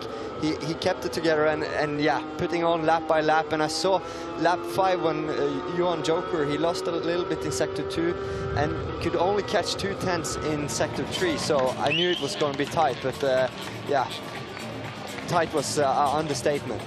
7.6, both of them in sector 1 in the last lap. So yeah, awesome. Oh, let's take a breath, shall we? You're heading off. Andreas is heading off. He's going off with the camera. Going to have a wander down pit lane. I can let my heart rate come down a bit. The fans can breathe in a bit more Höljes tyre smoke. Niklas Grönholm holds on to P2 in the standings by 1 point. Hats off to Niklas this weekend. He was so good yesterday. Top step of the podium for OC Baby. Took one of the wins here last year as well. Johan Kristoffersson, his teammate, joins him up top. The KMS teammates hug on the top of the car. They've taken home the team's championship. P1 in the drivers and P3 as well. And a win each here in Turkey. What a way for them to round out the season. Brilliant stuff. Photographers are there getting the shots, and the fans are starting to run down now to get in as well. They're all peeling down out of the grandstand and trying to find a way. They found a way through the fence on the start-finish straight. The fans are pouring in now, which is wonderful. It's just so good to see. They've got a real enthusiasm for motorsport here. We've got some incredible athletes, the likes of Toprak. There's a bunch of good motorsport athletes at the top of the game in Turkey, and the fans absolutely love it. What a treat for them. A brilliant end to the World Rallycross Championship, and it's Ola Christian Baby who takes the 121st and final round here in Turkey. Johan Kristoffersson in P2, Niklas Grönholm in P3, Terpainen and Anderson Vollen. The World Championship will be back though.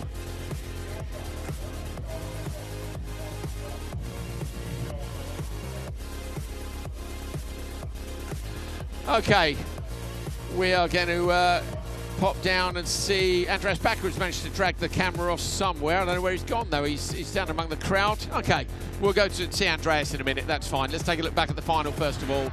So this was at the start of the race, and inside line for OC Baby. Kristoffersson trying to go around the outside, and I wondered whether or not there would be a move here. Look, where Kristoffersson nearly went up the inside, ducked in just behind, and then line astern for the CE dealer team cars as they go into the Joker lap. Kristoffersson followed his teammate the whole way through. Once it was clear that Gronholm wasn't going to be beaten by Baby, I did wonder whether or not Kristoffersson might challenge him, but whether or not they would have been able to communicate that quickly enough. And also, I just think a great drive by Baby. You know, you can't just say, oh, Johan can beat him. That's not how it works. Ole Christian with a fantastic drive.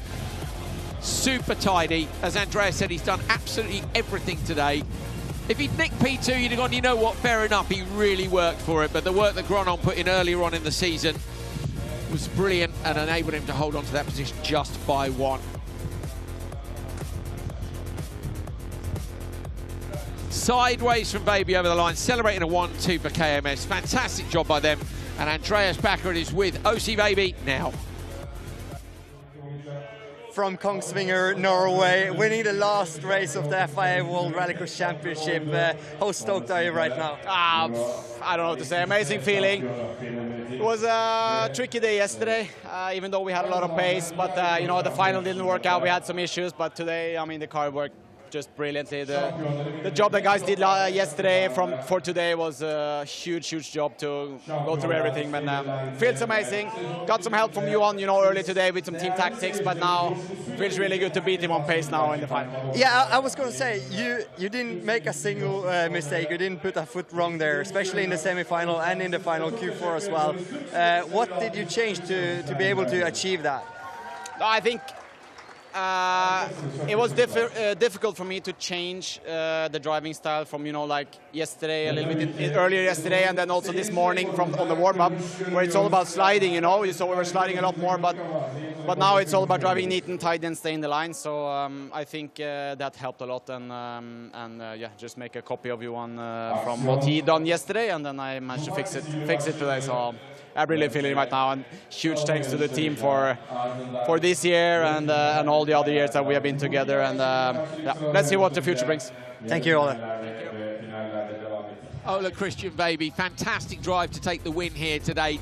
Just not quite enough by 1 point, look, to get up to Gronholm. Johan Kristoffersson, your 8 times world champion. 2025, he takes the title again. Gronholm P2, Baby P3, Clara Anderson P4. Then it's the Hansens, Rukkanen and Patrick O'Donovan. Andreas Bakkerud is with P2 man, Johan Kristoffersson. Johan Kristoffersson not only winning the World Championship here today, also finishing second, but also claiming the Team World Championship title. How do you feel about that? Exceptionally proud about all the guys in the team, all our partners. I mean, it's been hard work, like we've been saying, and yeah, also we cannot really forget Chrysler, which has been delivering the battery pack throughout those electric years, so they also been great support to us, so big thanks to them as well. And yeah, I mean, today also we tried everything to try and catch Niklas for Ole Christian in the Drivers' Championship. I believe he missed out with 1 point, so it was a tight battle, but yeah, we did everything we could, and Ole Christian also drove very well in the final, so yeah, it was really nice to yeah, push hard for 6 laps. Last question: will we see you dancing on the end of season party on the table? The people that are there will see. Awesome, thank you. I look forward to seeing that. Let's find out later tonight. It is a big celebration necessary for Kristoffersson Motorsport. KMS win the team's standings from Construction Equipment Dealer Team and Hansen World RX Team. Let's get back down to Andreas Bakkerud, shall we? He has got with him Niklas Gronholm holding on to P2 in the driver's standings. Niklas finishing third here in Turkey. What's going through your mind right now? Yeah, I think all what could have achieved today, to be honest. I haven't been feeling well physically today, and the car hasn't been performing. So luckily we turned things around in the semi-final, and yeah, finally I didn't have anything to give. I felt immediately that it felt really slippery. So I just tried to salvage that P3 and stay ahead of Clara to get Ole Christian in the championship. Well done. I mean, you have, in my eyes, had an incredible season. You have taken many steps. Are you going to keep taking those steps and come back next year or in the future? We'll see about future. Next year doesn't look so promising, but we'll maybe stick to some other motorsport for at least 1 year, and then we'll see if we come back. Kiitos, and thank you very much, Niklas. Niklas Gronholm heads off for the podium, and there you go. That's the crowd, both sides of the fence. So inside the fence is the various team members and guests and so on, and outside the fence, the fans are all running down the straight here to come and get a glimpse of their heroes, which is brilliant. They're going to be underneath the podium and able to celebrate with us. Honestly, they've been brilliant. The noise from them, a round of applause after every single race. The cars return past them down the start-finish straight. Ladies and gentlemen, wonderful. Welcome to the FIA RX3 Drivers' Championship final podium. Please welcome to the podium the 2025 FIA European RX3 So on to the top Rallycross step then comes, in any moment now, you'll be able to see the podium. There are the fans, look, walking down the track to come and join us here at the podium. So Johan Ribeiro is on the top step. There he is, your Euro RX3 champion.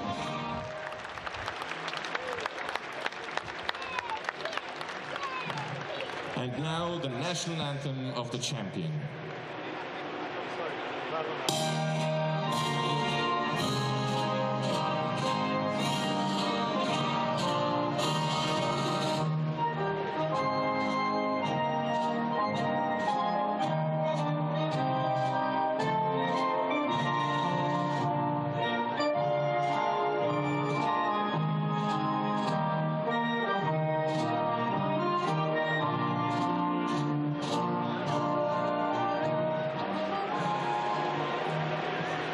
Thanks to all of you and congratulations to our There we go, champion. Johan Ribeiro, RX3 champion. The Portuguese national anthem ringing out here in Turkey, and his family down in front. The confetti cannons go off. Champagne for Ribeiro on the top step of the podium.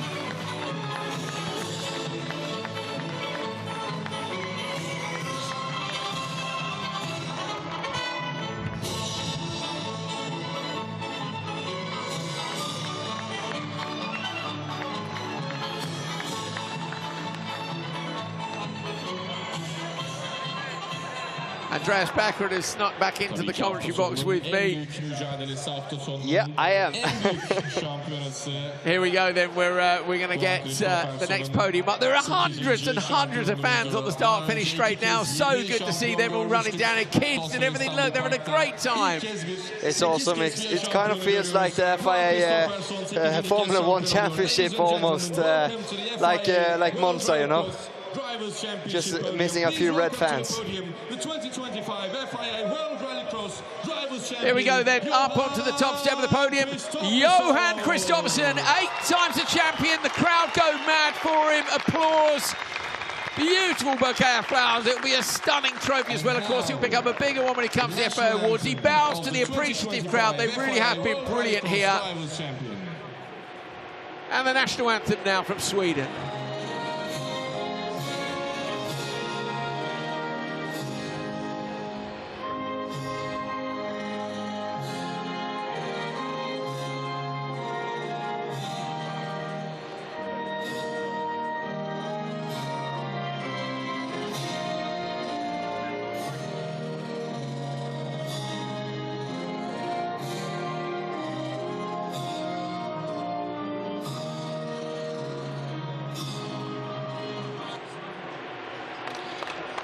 And now, great start from Johan Kristoffersson. Here we go then.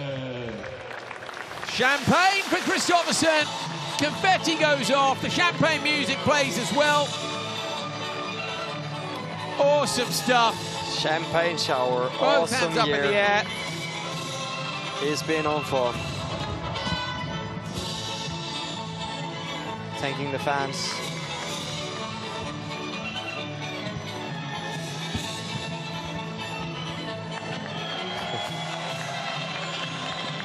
The Drivers' Championship then. Johan Kristoffersson takes it. They're up on the podium taking pictures of him.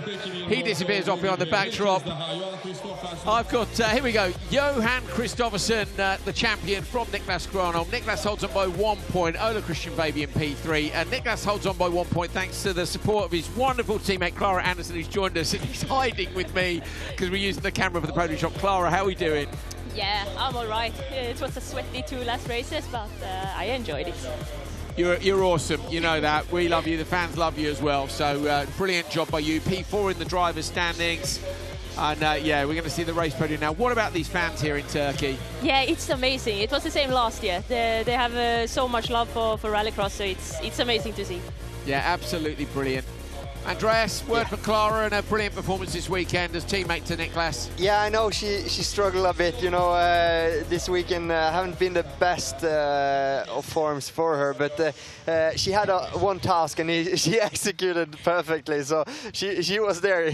It's frustrating, isn't it, when you've got to play the team game with your teammate. But I mean, you know, it's part of professional motorsport, sure. but likewise you want to win, don't you? For sure. Like today was all about not beating Niklas, so yeah. And then that's not easy. I picked up some damage in the semi-final, so the final was tricky, but that's Rallycross. You did the job and you did it great. Yeah. Got it done. Niklas Gronholm up onto the podium in P3. Not been feeling on top form this weekend. Yeah, I could kind of feel he was a bit bummed also, you know. But I don't think he should be too harsh on himself. There isn't many that have given Johan this fight. No, he got taken out in turn 1 in Hungary, didn't he? Got taken out in turn 1 in Finland. It might have been a very different story for Niklas without those. Oh, absolutely. Then it would be a proper fight this weekend, so that's a shame. There we go.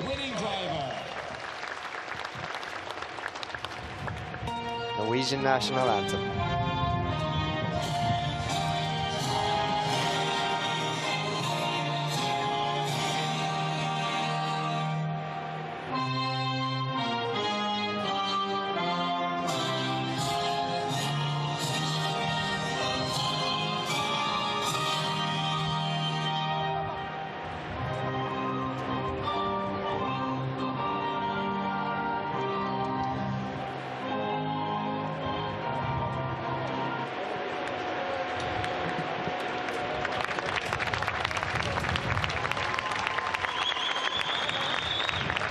Trophies will be presented by, for the 3rd place, TOSFED board member. There we go then, and national anthem's played. Oh, there very is proud nothing bigger for me than to listen to the Norwegian anthem. It's such a feeling, isn't it? Yeah, it's good. Such a feeling. So trophies handed out now.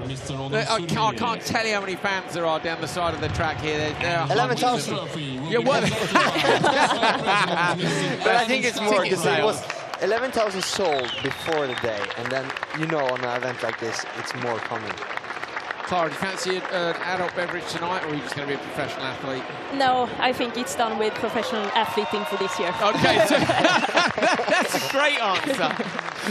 After the race we had in France, I caught her nipping on white wine after the race. Oh, yeah, that's a celebration. It's France, what are you going to do? We had a good time. Absolutely. Here we go.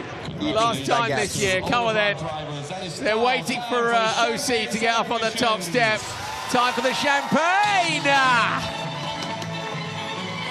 Champagne showers all round for the top 3 here. It's the top 3 in the driver's standings as well. Baby did everything he could to try to get to Gronholm, but Gronholm head on by 1 point. Brilliant job by Gronholm this year. He could have been closer to Kristoffersson, but it is Johan Kristoffersson who takes his 8th World Rallycross Championship title here in Turkey. Well, what a day. Hey, what a day to have a day. What a weekend. Yeah, what a week. This track what a year. offered so much. The year was incredible. Even though the field wasn't the biggest we have seen, you know, it had its issues, but it gives so much, you know.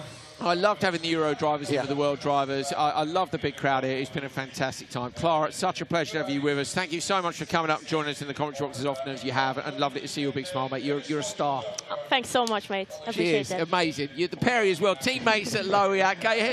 How could you not love these two? Andreas, thank you for all your hard work, and to the whole TV team, all the organising team as well. Any final thoughts, Andreas? You've got 20 seconds. It was awesome. Istanbul, I would love to come back. I love this track. I would love to race here myself. I would like to be back in the European or World Championship in the future. I enjoyed being next to you, the voice of RX, Andrew Coley, Skins, Clara, my teammate in France. Is that 30 seconds? Thank you. Yeah, it's not bad. It's not bad. And also listening to the Norwegian anthem with Ole Christian Baby. Awesome. Absolutely brilliant. Yeah. Absolutely brilliant. We hope you enjoyed it. Stay with us. We've got a little treat for you coming up for Johan Kristoffersson. It's been our absolute pleasure. So, yeah, stick around. one more minute of the World Rallycross Championship at 2025. Johan Kristoffersson is going to be crowned the 2017 World Rallycross Champion. He's going to become the 2018 FIA World Rallycross Champion. He's a double World Rallycross Champion. He's come back and he secures it again in 2020. Johan Kristoffersson takes the title. Johan Kristoffersson, the 2021 World Champion. He's the World Champion for 2022 for the 5th time of asking, and he wins it in style. 6 times FIA World Rallycross Champion. Johan Kristoffersson, your 7 times World Rallycross Champion. And this, of course, is where he got the 8th. A brilliant performance by Kristoffersson, as always. A win yesterday, a P2 today. Did everything he needed to get it done. He's a legend, he's a benchmark. He's got 8 FIA World Championship titles. That's it for World RX for 2025. We'll see you soon.